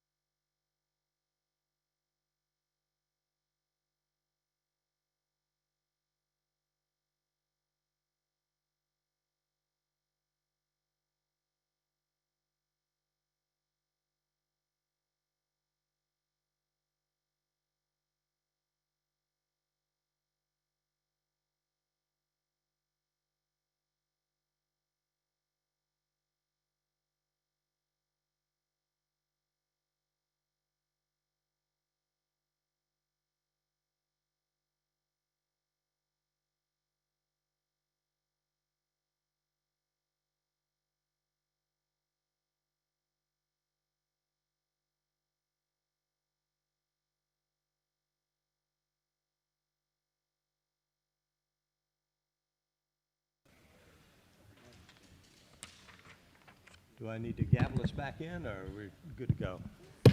Okay, we're back in session. Phil, you want to lead us in the next Well, year? Did you all have some Oh, conclusions? I'm you sorry, wanna Jennifer come had to? something she'd like to And is throw this in. a motion, or is this? No, it's a suggestion. Discussion, okay? Yeah, it's just a suggestion that, about the fence, the wood railing, the wood fence railing, that we move the money from this year to next year, to 2023. That takes care of two sections. Then we take money from 2024, put it into 2023, and money from 2025 and put it into 2023, and get as much of the fencing done as we can for the cost efficiencies. So let me see if I understood it. How much is moving into 2023? 22 and 24. What about the other years? 22 will go into 2023. And then you've got money set aside in 2023. Then Yes. take money from 2024, put it in 2023. Take money from 2025, put it into 2023. So two tranches of money. 4 years worth. And then you should get some of the cost efficiencies, shouldn't you? Now, let's look at the page. Let's go to B. Do you have the page, Charlie? I think it's in the, C2, 3, and 4. There is a little bit of money less in each year. What doesn't initially make sense to me, though, the what fence page? at hole 16 in the year, in the 0 year is 42. Wait a minute. I wasn't- Okay. So, but we had, okay, we were talking about the 214 total. It's on B52. B52. Items in the 600 series, 679 through 683. I'm looking for 2022, just so I can get the number. So we have 5 years. Yes. And could someone answer, how many years are we collapsing the 5 years of work into? 2 years? Is that what I understand? 1 year in 2023 So we're collapsing all the projects into 2023. for the fencing. Yeah, we're looking at items 679, 680, 681, 682, and 683. Which B page is it on? Does anybody know? B52. B52. Just like the group. So that's about, let's see, it's 1,300 feet of fencing each year. Yeah, you're only getting 4 years out of it, but we could try to do it all in 2023. And I think we should. It's the cost savings. Think about that. It And wouldn't make, as- I'm sorry. As the engineering person told us, metal is going up, so, This would, based on what this says here on this page, you would be replacing sections of the wooden fence a little bit at a time. So you'd have some new fence, some old fence, some new fence, and et Yeah, cetera. we wouldn't want to do that. That We wouldn't want to make do a any whole sense. run. Right. And when I say a whole run, I mean along the The routes, Fairway 16. Yes. And along by the lower dam. correct. I Those mean, two by sections. the Keaton's Lake Dam. Those are the 2 runs of fence that we have now. This seems an odd way that it was put into the reserve study section at a, Yeah, we didn't get a 8 chance to pieces ask at a Mark time. much about Correct. this. Yeah. So so what you're saying makes some sense, that it Yeah. doesn't. and You it's couldn't more do- important, I mean, if you have to break it up, it's more important to get the fencing behind the housing, as Rick noted. And if you have to use wood, use it at Keaton's Dam. I But, think you're talking about the section that doesn't have fencing now, right? Right. So, yeah, we'd have to see how That's much new money we'd have if it could run that. And we'll also have Okay. costs for surveying and getting easements as The well. spike it just strip- seemed wait a that minute. it'd be less expensive to get it done at one time, next I year. understand what you're saying, but you don't want to make it a motion? To, You I move, will. you want to move to Okay. move all the money I'll of make these the projects motion, into since it was- 2023? And I would tell you, the Safety and Security Committee, I don't know if Rick wants to talk to it, wishes we would have done it yesterday. You know, I wish it was Well, already done. If, but- I mean, usually you like for us to discuss it first and then put it on the agenda for the next meeting. Well, you can vote today. So we'll go ahead and make the motion today. That- Okay. That would be good, because we want to, Okay. run the new scenario Okay. and have you vote on it on the 6th. So since I asked the initial question, I'd like to make the motion. Rick, Please, one- oh, please, further no, go discussion? ahead Go if you ahead. want to discuss. All right, so I'll make the motion and then we continue discussing. I move that we take the 5 phases of the fence at hole 16 on Route 3 and put them all into 1 year for economies of scale, and that we consider doing it for 2023. I'll second. Been moved and seconded to combine the 5 phases of replacement of the wooden rail fence with an appropriate metal fence into the year 2023.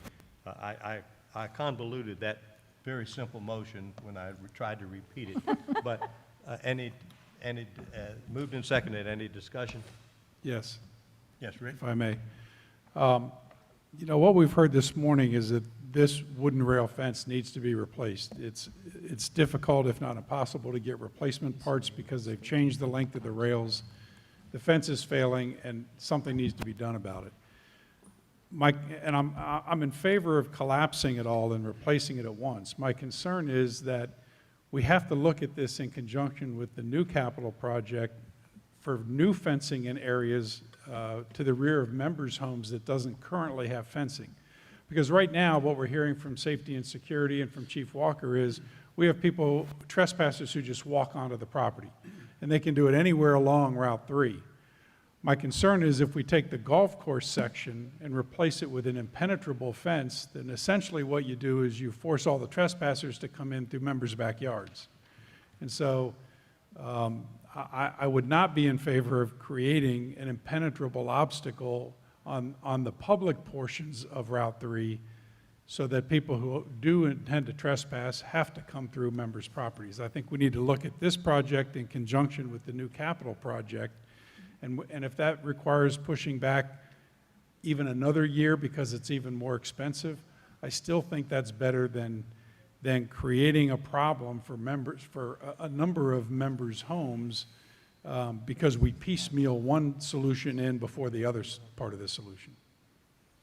Thank you, Rick. The other thing we have to consider, yes, Phil. This is 6,500 feet of fence. It's over a mile long. There may be enough to do that section. I'm not saying that it is right now until I look at it closer.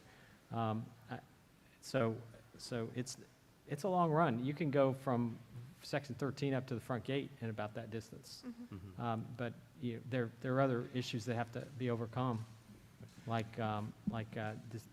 getting an easement from members to see if they'll give us a maintenance easement or if we even need one. But we'll at least need a survey to figure out which line and which line along those private areas it would be. And of course, we don't want cut across through private lots. And we know some of those people live here, some of them don't. There's a regulation and a rule that you have to come through one of the main gates and you can't cut across. Cutting across the golf course could be dangerous. You could be hit by a 100-mile-an-hour golf ball.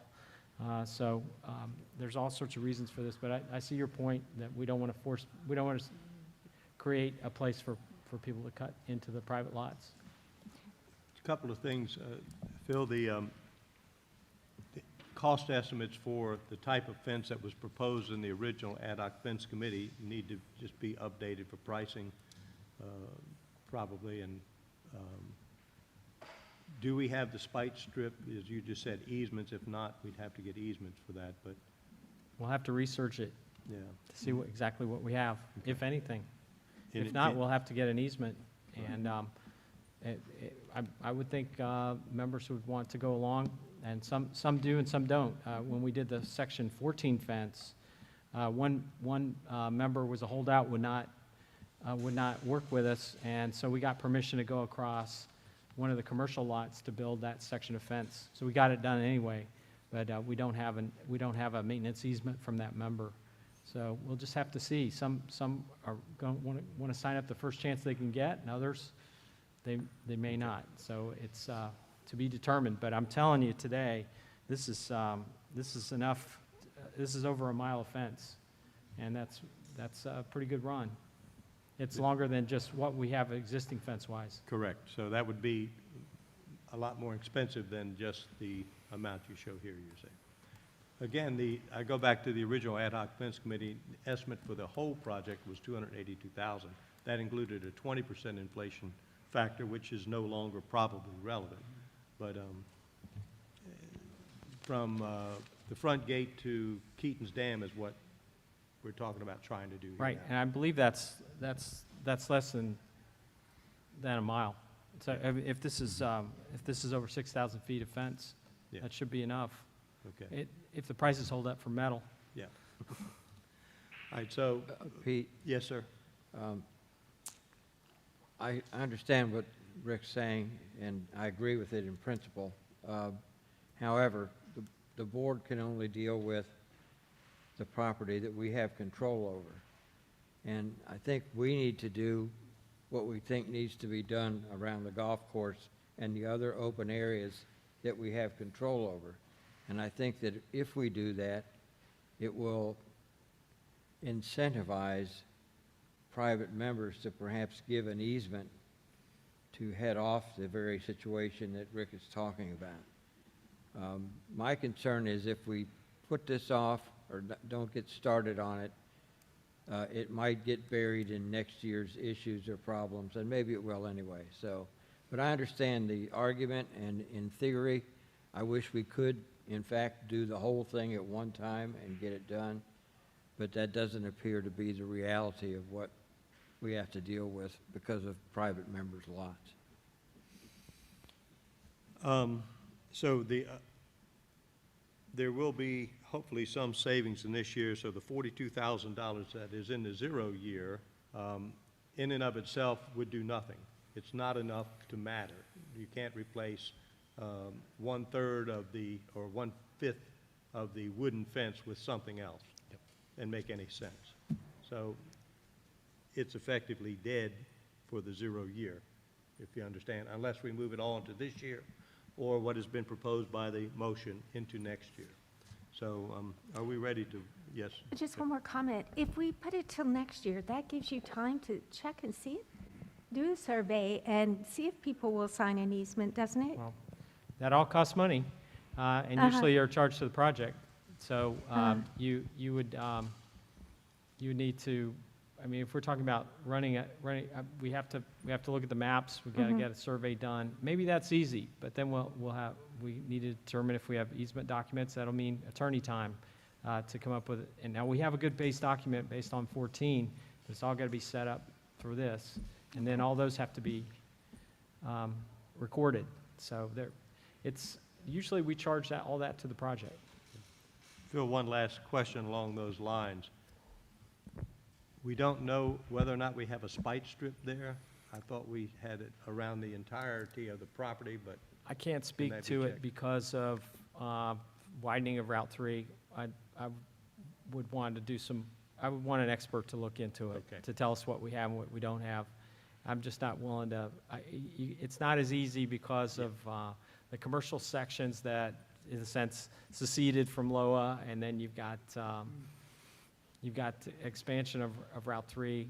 I don't know if they originally had all the right-of-way they needed or if they had to get some. So I just don't want to guess. Okay, so if we We'd have to do knew- some research. yeah, if we know so we don't know whether or not we have it. If we find out we do have it, then we don't need easements. Yeah, we could spend some operating money, try to limit it to find out what it would take. Okay. But somebody's gonna have to look at what's recorded and give us an opinion, which Right. means it'd probably be an attorney or somebody that can, an attorney that can look at land ownership and where it stands. And I don't know if the spite strip, just so everybody knows, that most sections have a 1-foot strip around it. That's how we built a lot of the Section 14 fence. We had the 1-foot strip. And that's how we built the 601 fence. We have the 1-foot strip. But here, it's one of these areas where we got to research it more to know. Okay. So I take it that you all would be okay if we spent some money looking into what Rick called, I believe he called it the residential section, the ones between the 16th Fairway and Keaton's Dam area, that Correct. section there. Yes. See what ownership, where the spite strip is and where we might want to run the fence. So then back to the motion on the table to move the project out of the 0 year into next year and combining the years as laid out. All in favor, say aye. Aye. Any opposed? One opposed? Nay. You got that? Um, Got that change?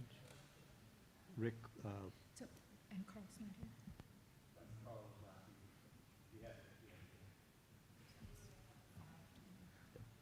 All right, we'll make that adjustment for the version you'll see on November 6th. all righty. Bobby, I guess now you can take us into 2023.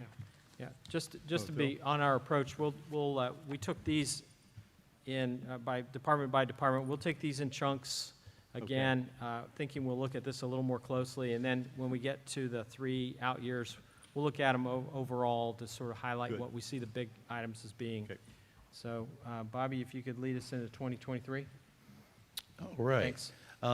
As you can see in 2023, a dozen or more of the first items are all clubhouse replacement items. So I'd like to call on our Director of Food and Beverage, Ryan Richardson, who can help us with his expertise on some of these replacement items. Ryan, you following along with us on Zoom? See him, can't hear him. We can see you.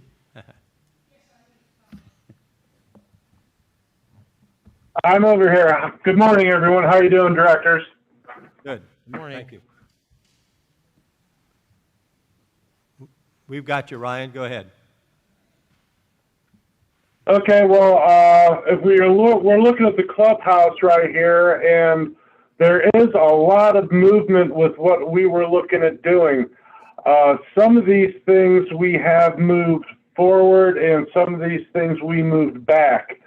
Reason being, it all has to do with the furniture, carpet, floors, and everything within the clubhouse. It's very similar to what you were just speaking of with the fencing. We thought that moving all of these items into 1 year would increase our buying power. And also, you know, like say we're looking at replacing the members lounge furniture, that was 1 year, and then the following year or the next year would have been the grill room furniture. Now, I know that a lot of you do come into the clubhouse, and if you'll notice that both of those are the same exact furniture. So if we take furniture for one area 1 year and furniture for the other area 2 years down the road, there's no way that we know if they're going to discontinue that, and then we'll have different furniture in all the places. So what we decided to do was put together all the furniture, flooring, carpet, and anything else that had to do with the dining rooms into 1 year. That way we could go through and complete everything in 1 year. Painting, floors, furniture, doors, everything. So we would be able to increase what we were able to use with the capital that we have for that. Okay. Seems to make sense. Do you have any questions about? So I think, Directors, any questions of Ryan? No? It seems logical. So, good idea. All right, thank you, Ryan. Moving along. Thanks, Ryan. Next. Thank you. In the Equestrian Center, due up is riding horse number 5 up for replacement in 2023. Community activities, we've got Green Springs Basketball Court is up for repaving. Let's see, some of the other larger items. Hole number 10, green relocation stormwater project. Here's the construction money for this. Earlier, we talked about the design, planning, and permitting money. There's $300,000 set aside here for number 10 for construction. For our dredging program, the clamshell, or clam truck as we refer to it, 2005 Freightliner with clamshell attachment is up for replacement, $193,200. What that piece of equipment does is once all of the sediments are loaded up onto the barge and he drives the barge over to an unloading spot, this is a large truck that has a clamshell attachment that reaches down into the barge, picks up the sediment, and can load it onto a dump truck for hauling away to 9.9. We've got an F-350 dump truck that's up for replacement, $65,000. Golf cart paths, as we mentioned earlier, about the 3 holes replacement. There's another 3 holes that are set for replacement here, $140,000. And stormwater management improvement project, $142,800 set aside for that project. Culvert replacements, as you can see again here, we've got another $100,000 to do some culvert replacements. And that's the end of 2023. Does anyone have any questions on the replacement reserve projects for year 2023? Any director questions? Bobby, for benefit of our members. Yes, sir. We have the stormwater system, stormwater management improvement. In the 0 year, there was $142,800, the same amount this year. Just explain what that entails, that Okay. repeating number.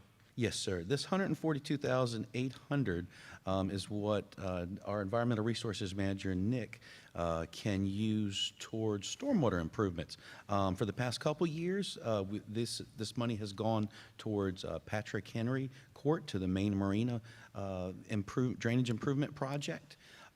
This amount is also enough to roughly do around 2 miles or so of ditch reconstruction for stormwater management as well. So that's why you'll see that number repeated each year as we keep working to improve stormwater management and flooding mitigation.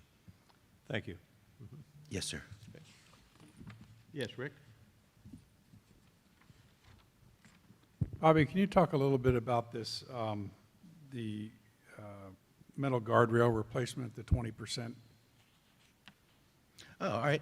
So our metal guardrail, 20%, that's 1/5 of the guardrails that we've got scattered around the community.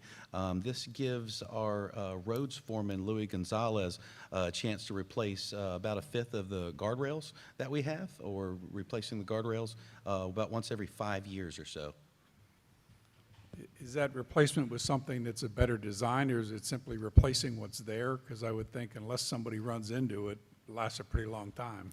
That's correct. They do last a long time. So that's mainly for replacing any damaged sections that have been repaired along the way and things of that nature.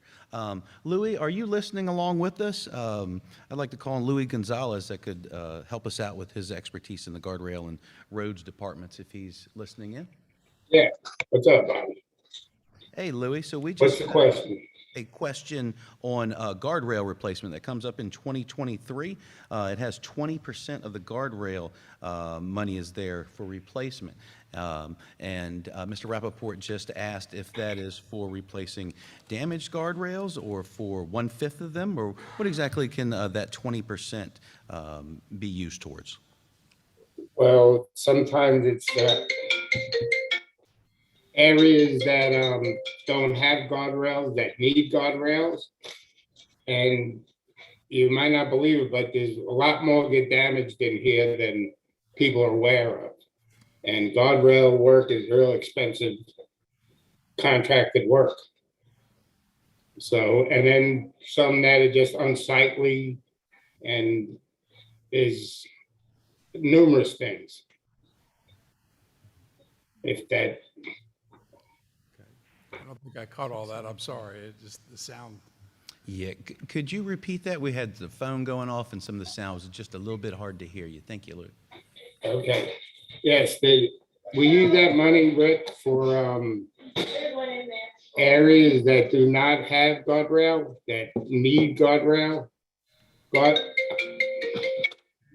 A lot. I hate cell phones.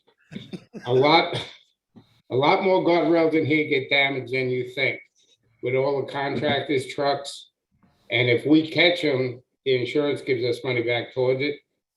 But it's an expensive thing. If we have a contractor come in and put the guardrail up, and just old unsightly guardrails that have rusted, we replace them.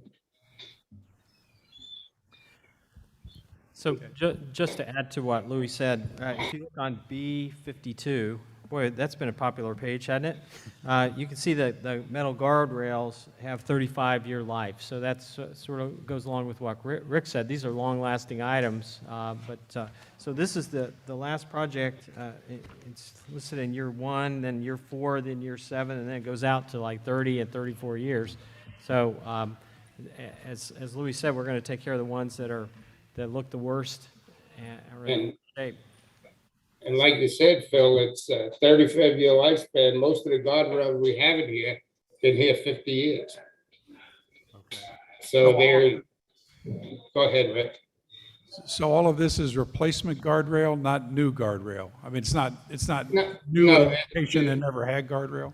Yeah, there's only a few spots if we get areas that the ditches are deep and somebody comes up saying, hey, this is a safety hazard, but even though we haven't had anybody go in the ditch for 50 years, one person says it's a safety hazard, we have to jump on it, then we assess it, and if it needs it, we do it. Okay, thank you. And Louis, this is Pete. Most of our guardrails in here are, as you say, in areas where it might be a ditch, but we also have some near the water, like at the back gate where people pull up to fish. Yes, some sir. of the other fishing spots. Those are the ones that we don't have guardrails running the perimeter of the place, but a lot of spots have guardrail to keep people from running overboard, et cetera. Yes, and as time goes on, there could be a spot that never needed a guardrail. Now, we did some other activity around it to make it where it would be beneficial for a guardrail. Like, for instance, like at the fishing spots where people back up to the water's edge, or it's numerous things. Okay, thank you. Thank you. Okay. All right. Any other questions on the 2023 replacement?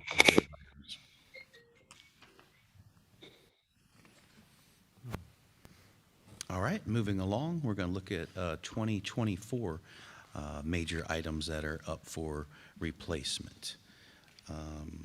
Over Lakeview Parkway, resurfacing for sections 6, or not sections, but area 6 and area 7, $239,666 and $239,644. We have another 3 holes on the golf cart path to replace, $140,000. Stormwater management improvement, you see that reoccurring number again, $142,800 for stormwater ditch flooding mitigation projects. Culvert replacement, we've got $100,000 to replace the worst culverts. In a Battlefield Road culvert retrofit, that is a stormwater and water quality BMP, water quality improvement project, $52,020. The fence at hole number 16, Route 3, $42,900, but we just spoke about moving that one. And we have planning and design costs for the 15th fairway, $47,940 for planning, design, and permitting. Any questions on any of the projects we have for a replacement in year 2024? Director's Yeah, Cherry. I just have a general question on the Lakeview Parkway resurfacing. Yes, ma'am. How often do we do that? I'm sure if I go to B52 or something, I'll find it. Ongoing. Well, I know, but it's ongoing, but like if you're doing in front of my house this year, then when do I expect that again? Is it every 5 years, 8 years, 20 years? Now, tar and chip program is every 5 years. Lakeview being all asphalt, we typically hope to get 15 to 20 out of it, 10 to 15 if it was really bad and you got more traffic on it, but around 15 years is what you're So that's what I'm really trying to focus on is Yes, ma'am. in the B section of this report, what does it say for 20? 20. And then we're scheduling, so that means that we've got 20 Lakeview Parkway resurface sections, so that, If I could take that on. How many seven?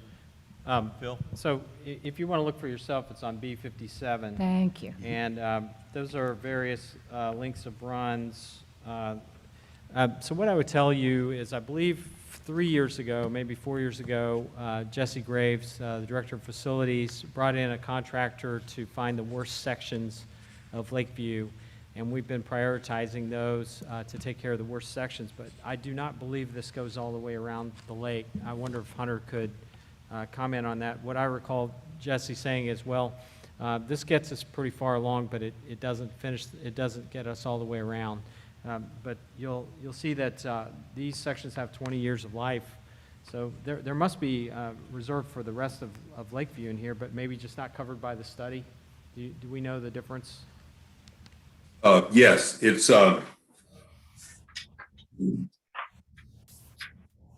the layout that Jesse had left shows, let's see, next year's and then the year after that, 2023, and that gets approximately halfway around the lake. So, but on page B57, this is the entire Lakeview Parkway. It's just we only have surveys through. I guess that would make sense. We are reserving for the entire Lakeview Parkway, but we're addressing the sections that we surveyed and found to be the worst. That's why the section in front of the Holcomb building got done third. It was the third worst, not the worst. Do we need to confirm that? This is all of Lakeview? I will definitely confirm that. No, I see that on B57. It looks like it takes us all the way around. Okay. I didn't mean to confuse things, but I'm just saying the first sections were based on a survey that was done, a sounding survey that told us where we had bad subsurfaces, et cetera. I think what I really wanted to make sure of, and it looks, now that I'm looking at it closer, that it's true. Because, for example, if you look at year 3, which is 2025, there's nothing for Lakeview Parkway resurfacing on the list. That's right, page C3. Which suggests that, yeah, it is only every 20 years that these are being redone. And I wanted to make sure of that, because if we're talking about in the future, considering going from chip and tar to asphalt, I'm sure that our membership is going to ask us, how much money are we going to really save by doing this? And so we need to be able to show them how much it costs to do chip and tar every 5 years versus asphalt every 20 years. And Phil, thank you for pointing out page B57. As you see, the first two items, one section has 15 more years of useful life. Section 2, 18 more years. The next two, 3 and 4 would be have done 20 years currently. left. They were just done. Yeah. And now we're down to the 0 year, which we're doing now on section 5, and then 2 years remaining life on the next two sections. So there are 10 sections in total in the Lakeview portion. So this is very helpful to look at. And it looks the way that Hunter is clustered these, or maybe Charlie did, is the thought that we'd have some economies of scale in doing two sections together. Yep. Very good. Rick. Phil, near the top of the page there, 098 office furniture, 3 seats at just over $10,000. Can I assume that that's modular office systems that's being replaced? Which building is this? I'm sorry, it's on C3, 098 office furniture, 3 seats. Year 2, 2024. Yeah. 2025? 4. No, 2024. Desk furniture, that's Clubhouse. No. Is that what you mean? No, not- That was that big cluster of Clubhouse furniture items. No. Office furniture in there as well. On page C3, near the top, left column, 2024, year 2, 098, your number, 098. Office furniture, 3 seats, 10,404. That's Item that's a Clubhouse 117. item. Yeah. Ryan, you want to comment on that That's one? the outside furniture, I bet you. We'll look at it. I'm going to look it up in the meantime. He may have bailed off. Where exactly are you looking at? It's item 117 on page C3. C3, item 117. Office for, that would be the office that I'm sitting in right now. That would be for the workstations and the chairs. The front of the office where our office manager sits, where Eric and I are, and where the chef is. That's replacement of the office furniture in there. So when you asked if it was modular furniture, you mean would it be wooden versus metal? There's no dividers. It's No, just it's a room with 3 desks. No, just that it's not 3 chairs. No, It's that's the good. entire furniture. Yeah. I'm thinking 3 perhaps it was seats. lower Those are- level of the Holcomb that's a building, the heck of a- modular workstations or whatever, Right. but. Yeah, it's the whole suite of, Okay. 3 seats mean 3 people sitting at Right, that's- chairs and returns and desks, credenza, whatever's I'm the in new that. guy, you gotta indulge No, me. no, I'm glad you Don't asked. you want us to be comfortable? 3 chairs. Yeah, that's the whole get-up. Vibramax, 2,000 chairs, right? And, Okay. and I don't know if you've heard me say before, on a study like this, it depends on how granular you want to get. You want to get down to how many chairs and how many desks, and you could, for example, take this room and just say, office suite, $10,000, or you could say, you could break it down. You could break it down to the pieces if you wanted to. You could, but we tend to say, well, let's take them in manageable chunks, and that way we can deal with whatever we need to within that. And again, any money we don't spend stays in the reserve study, and it's unobligated and can be used in the future. All right, any other questions on the 2024 replacement projects? Any other directors? I have one, what I referred to earlier, item 438, the Jacobson Truckster. Will that be replaced with a like kind of different brand? Exactly, more than likely to be a John Deere Gator with a bigger bed on it. Thank you. Or similar, different brand, but. All right, we're going to move into replacement projects for year 2025.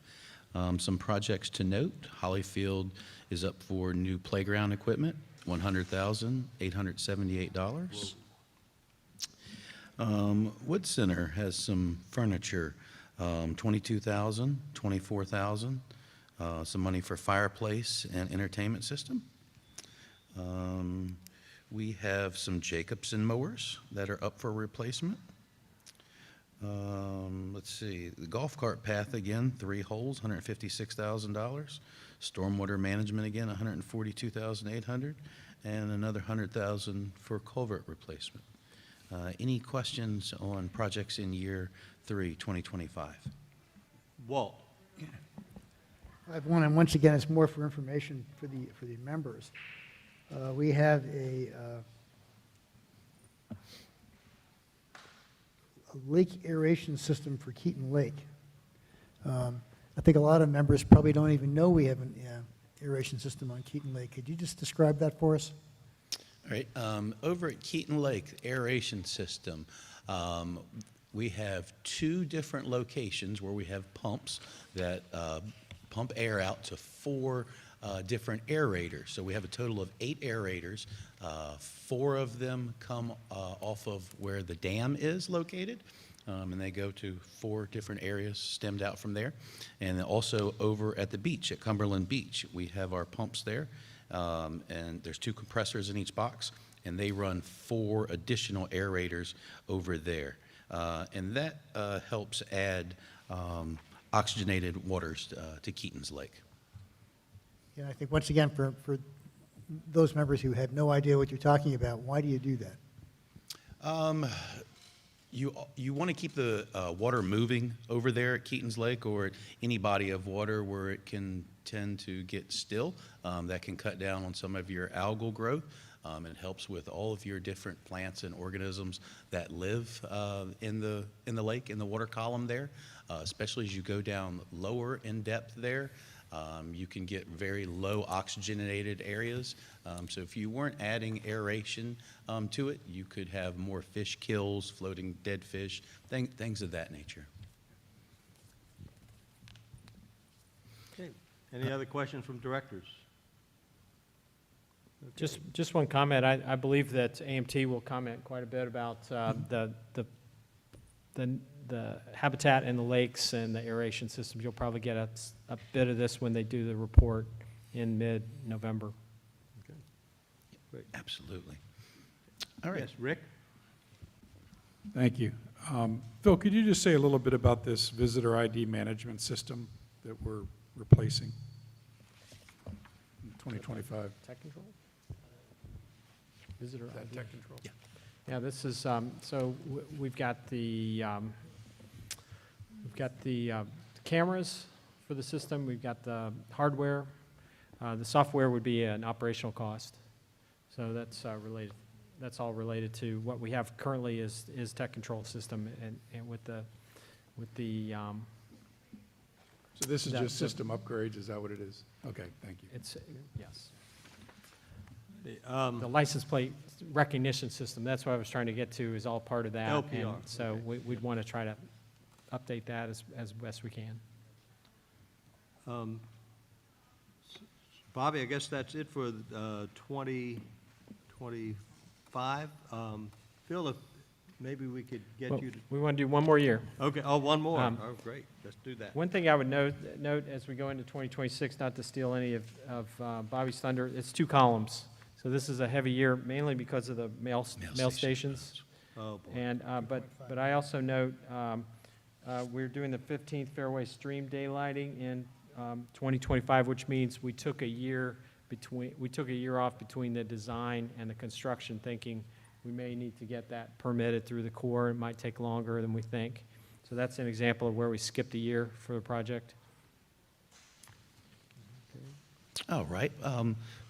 Year 4, 2026, some items of note. Over at Keaton's Dam, down below the playground that's over there, that equipment is up for replacement in 2026, $100,878. As Phil just mentioned, we've got a stream daylighting on, pardon me, on the 15th fairway at $156,000. We have 3 more holes on the golf cart path to replace, $156,000. Stormwater management improvement again for $142,800. Culp's Cove planning and design money, $137,394. Culvert replacement, $100,000 set aside for culvert replacement. As you can see, there are a lot of mailbox components up for replacement this year.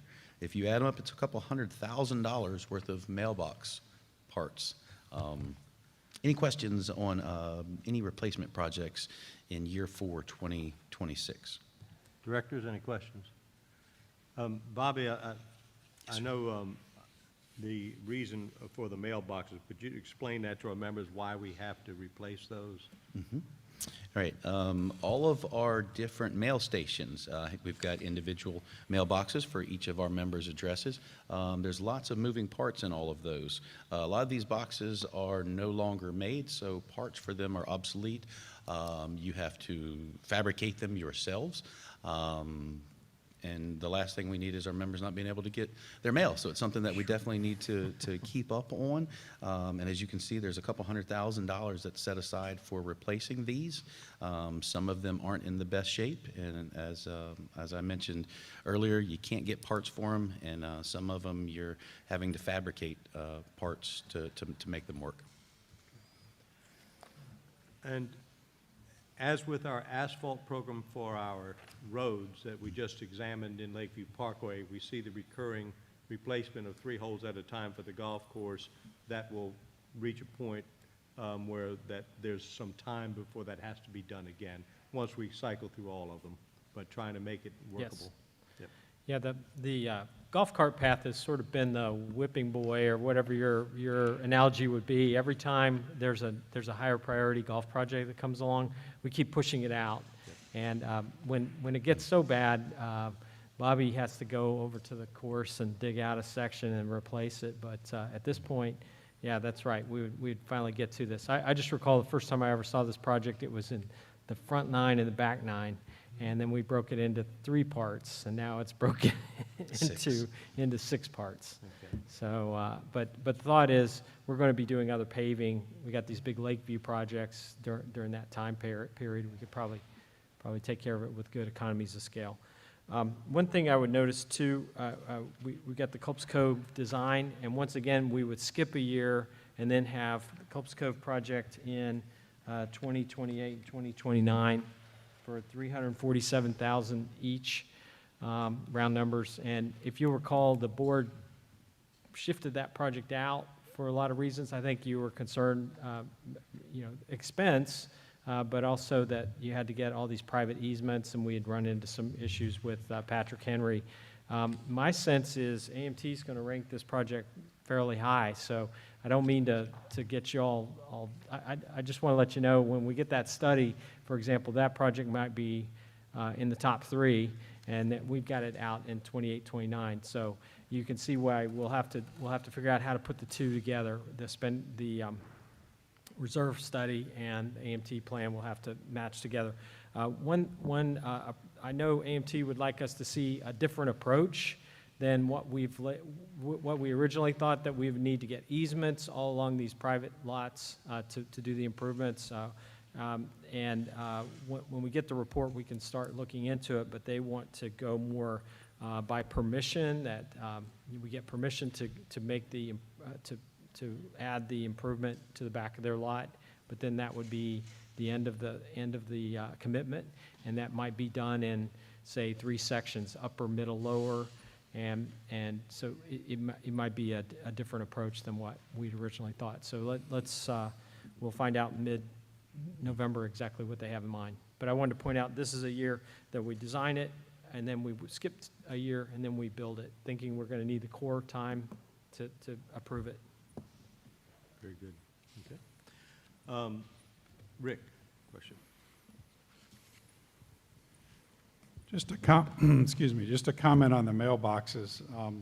What I'm hearing from Bobby is these things are breaking down now, and we've got the entire replacement in 2026, which is a pretty hefty year, bottom line, much more so than 2025. And, we don't need to decide today, but I would encourage you to maybe look at doing half of that replacement in 2025, shift some of that cost to 2025, which would also allow you to cannibalize the ones you're replacing to keep the other ones going for one more year, and split that into a 2-year project versus a 1.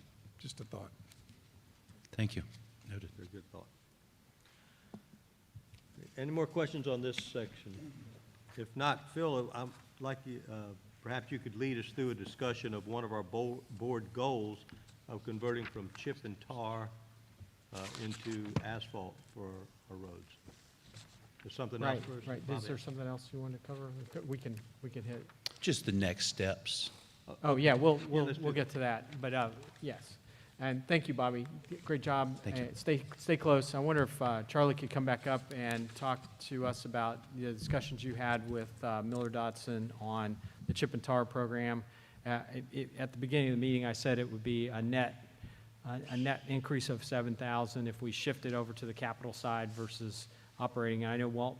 I just wanted to provide some context for you to talk about chip and tar. Is it going to go into the reserve study, or is it not? Again, I'm trying to get you ready for November 6th. What's going to change and what isn't for November 6th? Anything you want to add on that? And that's B57.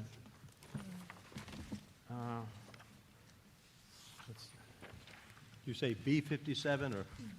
Bravo 57. Thank you. And right now, in this version, it's excluded. You see all the exclusions next to it. But we have run the study with it in, and it's going to be a big jump. But you have to keep in mind that the operating number, approximately 140,000, would come out of that. You would net out whatever comes out of the operating budget. So, Charlie, do you want to explain your discussion with that? And do you believe, Sure. I mean, can we do this? Is it a good, what did Miller Dotson have to say about this? Yeah, so we completed our pass on the Miller Dotson report, and then we gave them one last item, which was chip and tar. We took the last 5 years' worth of chip and tar expenses and just the outside third-party costs for sand and gravel and asphalt. We didn't include any internal costs, any labor of our own or anything like that, just to do a sanity check to see what impact that would have. If we took those chip and tar program out of our operating expenses and moved it into the reserve study, so that would bump up. We'd basically add into the study. A 5-year program is roughly $860,000 of expenses. And again, these are third-party expenses. There's none of our internal expenses. So we shifted that into the Miller Dotson study. That got amortized over the 40 years because we do it. It's a 5-year cycled program, and the impact of that would raise up roughly. And I don't have my exact. I thought I brought them, but I didn't. My exact calculations, but it's about $182,000 of additional CTR for this current year would have gone up. The whole program would have gone up about $182,000. But that would be offset by the removal of those same costs from the operating expenses for the year. So we basically be moving those costs from one bucket to another bucket. And the reduction in operating costs was about $175,000 for the year, as we estimated. So the net change on the overall assessment would be about $7,000 for the year by moving the chip and tar for this coming year into the program. Now, there's more analysis that we really like to do because there's equipment related to the chip and tar program, and there's operating expenses and things like that. So we want to fine tune that, but that gave us a rough approximation. If it was going to kill us to put it in there, or if it was something that we'd want to consider and something we should do. Plus, if we look at one of the projects for this year to look into is paving more roads in the community. We'd bounce that against that analysis as well, see what happens. So. Thank you, Charlie. All right. So yeah, our first thought is, wow, this is really going to be a huge number because if you think about the program repeating over the years, it's just going to add up and mean a lot. So 182 more in the 0 year, offset by the operating expenses, which we need to nail down. So one of the questions would be, do you all think that would be worth it to shift over? Would it be a meaningful change? So, either way, we're going to keep up with the chip and tar program for the next year. And I'd like Bobby to talk a little bit about his, he's got a slightly different approach in mind. So at some point during this discussion, I'd like to call on Bobby and talk about how he plans to attack 2, 3, I think it's sections 2, 3, 4 are the next sections, and I think that's something we'd like to hear. okay. And it's a little of what we did this year: full runs versus full pulls versus dealing with the problem areas. Can you talk about your approach to chip and tar? And the result was we had some funds left over that we were able to convert into asphalt money. All right. So for years and years and years, for the history of Lowell, we've been doing tar and chip roads. We're going around and just putting another layer on it, whether it needs it or not. In some areas, this is harmful. You're just stacking up more and more tar, leaks out, gets on the surfaces, and all those chips you keep adding end up where? They end up down in the ditches. So for the past year, when we're going around to these different sections, we're replacing the sections that need it. We're fixing the problems, the areas that actually have a problem. If it does not have a problem, we're not just going to stick another layer of tar and chip on it just to get pushed into the ditch and the road get thicker for no apparent reason. At the end of the year, whatever monies you've got left, you can apply that to asphalt. You can go around to some of your beaches, some of your cul-de-sacs, some of your small pipe stem roads, places where it really needs asphalt, and now you've got little pieces of money to do so. Until you do decide to convert all of your money from a tar and chip program to an asphalt program. So that's one way of just slowly eating the elephant a bite at a time, the money that you've got left over after the tar and chip sections. This year, as Phil just mentioned, sections 2, 3, and 4 are coming up. So Louis Gonzalez in the roads department, they'll go along, assess where all of the problems are, and continue to monitor those problems. When May gets here, he will go around to those sections, check them again, and wherever still needs those will get shot with tar and chip. If it doesn't need it, it won't do it. And at the end of the year, whatever money's left, you can go back down to some of the beaches, some of your parks, some of the cul-de-sacs, some areas like that, and fill them in with asphalt, and then they're good for 20 years. Now, one thing I would say is it's going to be hard to know in November and February exactly what the conditions of the roads are going to be. If we have a harsh winter, we got a lot of roads torn up, we're going to need it. We're going to need, we budgeted for full pulls, would that be correct? Budget for full pulls on all these 3 sections. And if we don't get it all torn up between now and then that's money we can do less of that we can apply in conversion to asphalt. And I think Bobby said it well, cul-de-sacs,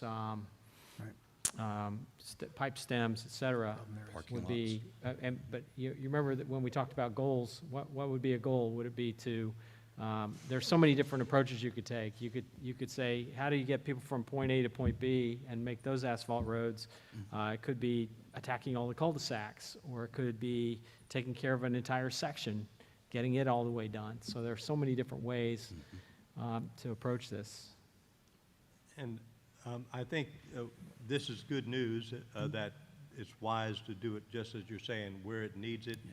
We have not yet as a board decided the entire approach yet for how we want to go about converting to asphalt. Nope. But that is one of our goals, to convert all of our roads to asphalt. So we're dealing with 20-year cycles rather than average of 4 years, perhaps 3 to 5 years for the chip and tar, and compounding our stormwater management problems with the chips that get into the ditches. So, but that is something we'll work through as we have to figure all of the things, what sections to do, whether all at once, whether to finance, whether to do it a number of ways. Yeah, go ahead. I was just going to say that I think, given what you just said, that it probably makes sense for us to put the chip and tar in the Miller-Dotson report. That way everyone can see what it costs and how it phases out. And then we can, as we determine how we want to do the asphalting project, we can see how it affects Miller-Dotson. Mm-hmm. So maybe not so much this year, but when we redo the study in 3 years, or as we make those decisions to convert, is that what you're saying it would show? This could be for 2023, perhaps, you're saying, or does it need to be in 0 year this year? Well, it's in 0 year. Right, so from what I understand, what Charlie was saying is that the net increase on our assessment for 0 year would be $7,312. I just think, yeah, I'm flexible and win, but I think the sooner the better.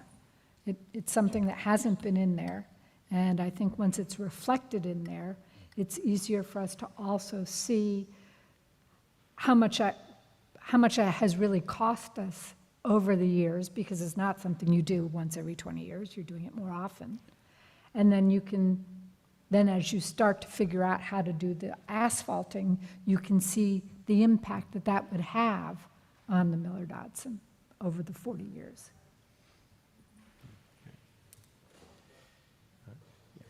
Question? Yes, Cliff? I know we can vote today. I hesitate to make a motion about it, but I think we ought to go ahead and put the tar and chip, too much coffee, sorry, in the Miller-Dotson report for all the reasons that we've talked about here today. I think if we are going to have a program to eventually switch all the roads to asphalt, this is a good way to start it, and this is a good year to start it in. But that's just my opinion on it. But I do support putting it in. Good. Walt, did you have something? Yeah, I think once again we have a situation where some of our members may wonder what's going on because they're sort of coming in the middle of a conversation. Right. And I think it might be worth at least giving a very brief, recap of how we wound up even talking about this. And it really started when we were considering the two parking lots here at the community center and at the Wood Center. We had the opportunity to asphalt those, and the question becomes, well, you know, how does that work out? Because they're chip and tar now, will be replaced. What are the numbers? And at that point, I think it's the first time, at least I ever realized, that the chip and tar program is not reflected in the repair and replacement reserve. And it's just effectively part of a very big number in the operating budget. So it became very difficult to figure out what we're really spending on char and tip. Same problem. go. I got it from you, Cliff. Yeah, I know. A chip and tar program. And so I asked the question of, well, you know, we've got this big number that's sort of like subterranean and nobody can really get their minds around it.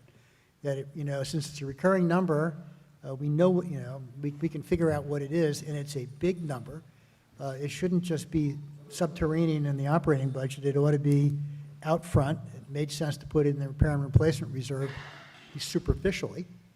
And the real question was, well, you know, what are the implications of doing that? Because sometimes you have something that superficially turns out to be, you know, you thought it was a great idea, and when you work it through, it's a horrible idea.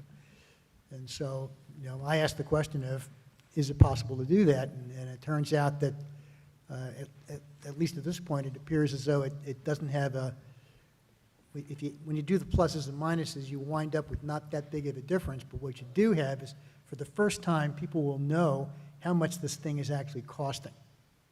And so, I'm with Cliff that I think we ought to do it now, and if nothing else, by refining these numbers to get more comfortable with them, we're getting ourselves further along on one of what is probably going to be a board goal of considering a transition over to asphalt. And obviously, the big thing you need to know if you're transitioning is there's two numbers. What are you spending now, and what are you going to have to spend, and what are you going to save? So it would give us one of the three numbers we would need. Jennifer, I'm sorry. Mr. President, I'm wondering, do you want us to vote on this, another motion, and vote on it? I certainly Yes? would entertain such a motion, yes. Okay. So it'd be a motion to move it from operating the 502 roads So budget. I'll move it since I first suggested it. Cliff wanted that one. Oh, sorry. No, please, go ahead. He said he was hesitant. Oh, You- okay, you're I'm not. I move that we take the entire chip and tar program and incorporate it into the Miller-Dotson report, effective year zero. Okay. And primarily so that we can see then the impact as we study asphalting, what the benefit would be. We can actually compare a real cost to a real cost. Seconded by Cliff, moved and seconded to move the chip and tar program into the repair and replacement reserve. It's been moved and seconded. Discussion. Phil, you had a comment for us? Charlie mentioned it earlier. This is just the third-party cost, so it's the cost of the chips and cost of the tar, I guess, to put it in the most basic terms. So the labor costs would not be charged to the capital. Correct. It would still, our forces would still, our roads crew would still be the one applying it. And Correct. just There's still some operational cost. Yes, and just a really brief, interesting point. At one point, we did have paving equipment here, according to Louis Gonzalez, but we weren't using it as much, so we sold it off. Any other discussion? Hearing none. All in favor, say aye. Aye. Passes unanimously. I'm sorry, 6-0. With one person.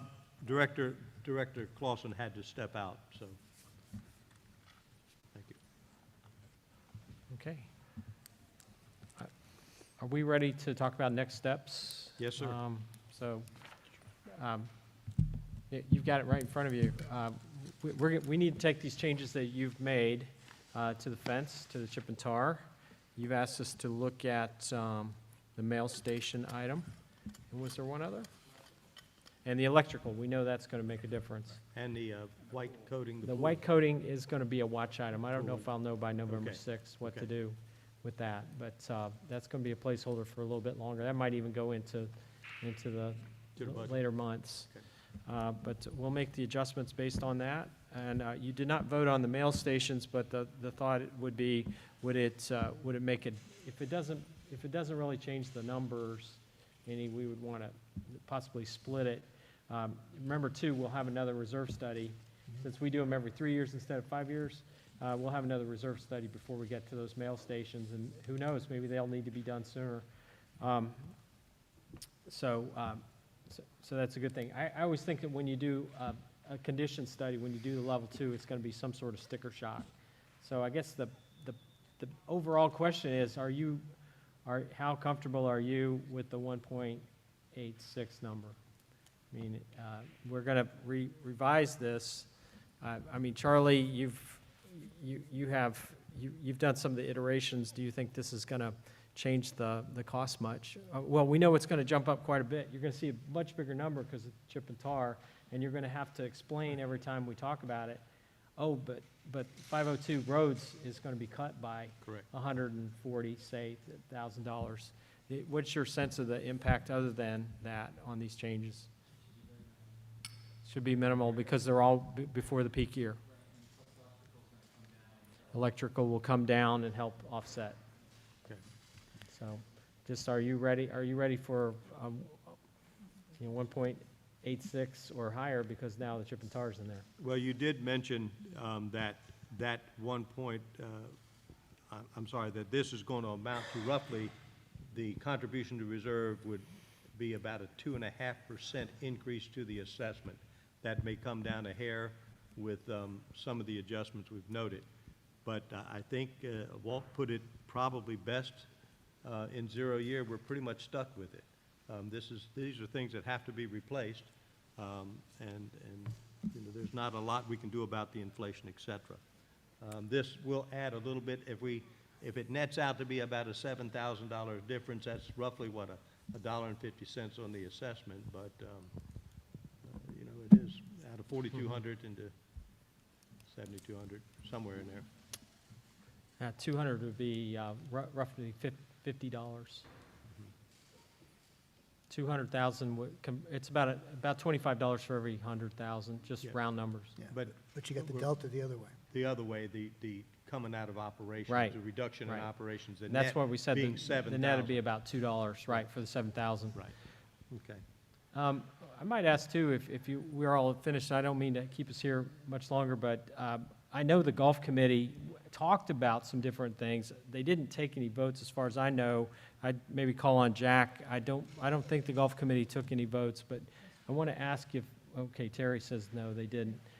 Are there any other committees rumbling about wanting to make changes in the reserve study? Not that I'm aware of, anybody? Any I would just say, liaisons? the staff tries to get to the amenity committees and talk to them about their operations plans, talk to them about their capital plans. What we don't want is for somebody to stand at the microphone in front of the board meeting and say, nobody ever told us anything about this. Yes. So we try to cover these. If members want to see from themselves this study, it's available on loa.org. You can find it. And you can see the capital. You have to sign on to the member side to get to it. But the version you have on November 6th will probably be the one we rely on during the budget discussions. And for our members, what we are doing today is trying to set the contribution to reserve for the repair and replacement portion of the budget for planning purposes for going into the budgeting year. So we like to do the capital first. So this will be first step. The next step is any new assets and improvements, which the planning committee has submitted their recommendations, et cetera. So we'll be reviewing that as a part of the other part of the capital side of the budget. And then finally, operations. What is it going to cost us to run LOA, to run the clubhouse, to run the administration? And you heard already a trade-off between operation and capital for the chip and tar. But those are the three elements that go into our budgeting process, and all of that has to be done by February when we adopt a budget. So the first step of the reserve and replacement today, they will go forward, revise that. November 6th, we'll accept it for budgeting purposes. Is that Right. correct? That's a great overview. And we're going through the operation budgets now on a staff level. And I would tell you, we're going to count on quite a bit more clubhouse and fairways income more like a normal year, and also some increased golf income. So that's going to help. It's not going to get you all the way there. It's not going to cover everything, but compared to this year, it'll be back to sort of the normal levels. Is that fair, Charlie? Is there anything else you'd mentioned as sort of a big swing as a preview for the operating budget? That's kind of the main ones. Phil? Terry? Yeah.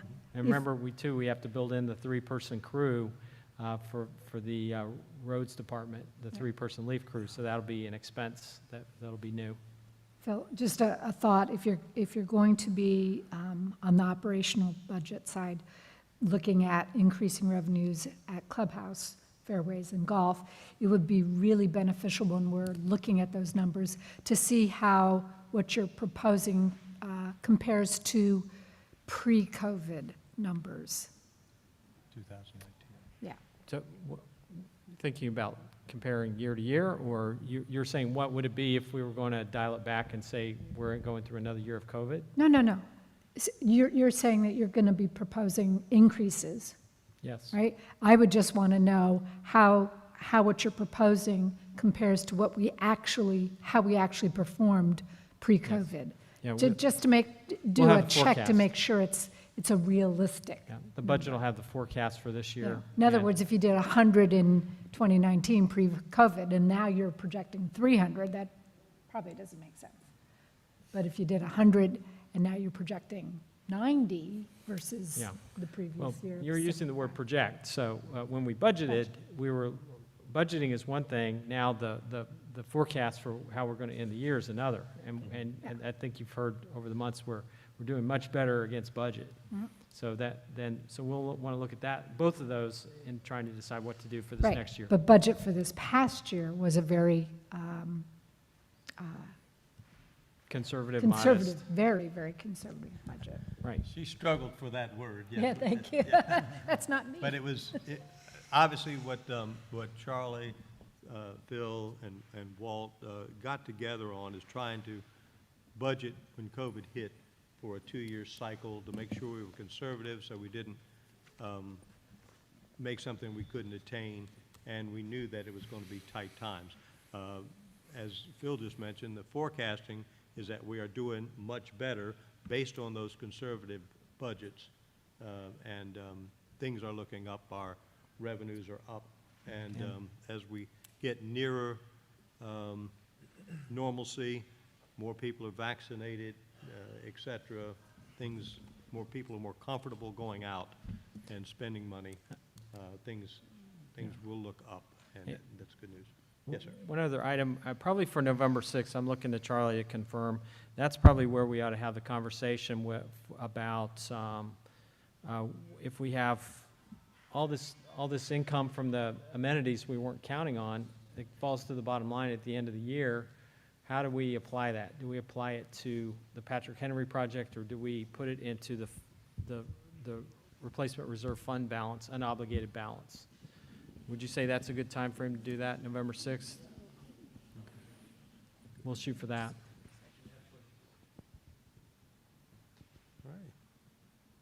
All right. Directors, any final comments or questions of Phil and staff? No? Walt? Yeah, once again, having been through this is the 4th time, this is a less painful process. And maybe it's because we adopted Heidi's approach of not doing it in the evening. But I want to compliment the staff for, the fact that I think that anybody listening to this or watching it actually would have learned something as opposed to walking away saying, I have no idea what just happened here. Okay. Thank you, Walt. All right, Bobby. And real quick, just to wrap up, folks, next steps, we will send all the updates we got from you over to Miller Dotson for the final draft update. We'll prepare for board action on November 6th, and then our general manager will release the draft budget on November the 19th. Very good. Thank you. All righty. So, yes, you have a lot of work in front of you. Our next regular board meeting is November 6th. That is a Saturday here at the Community Center, 1 o'clock executive session, 2 o'clock regular session. Am I correct, or is that a morning meeting? I don't have it in front of me. It's a 10. I stand corrected. Thank you, Taylor. The next meeting, November 6th, 9 o'clock executive session, 10 o'clock regular session here at the community center. I'll entertain a motion to Move to adjourn. Thank you, Rick. Any second? Second, Jennifer. Any discussion? None. All in favor say aye. Aye. We are adjourned.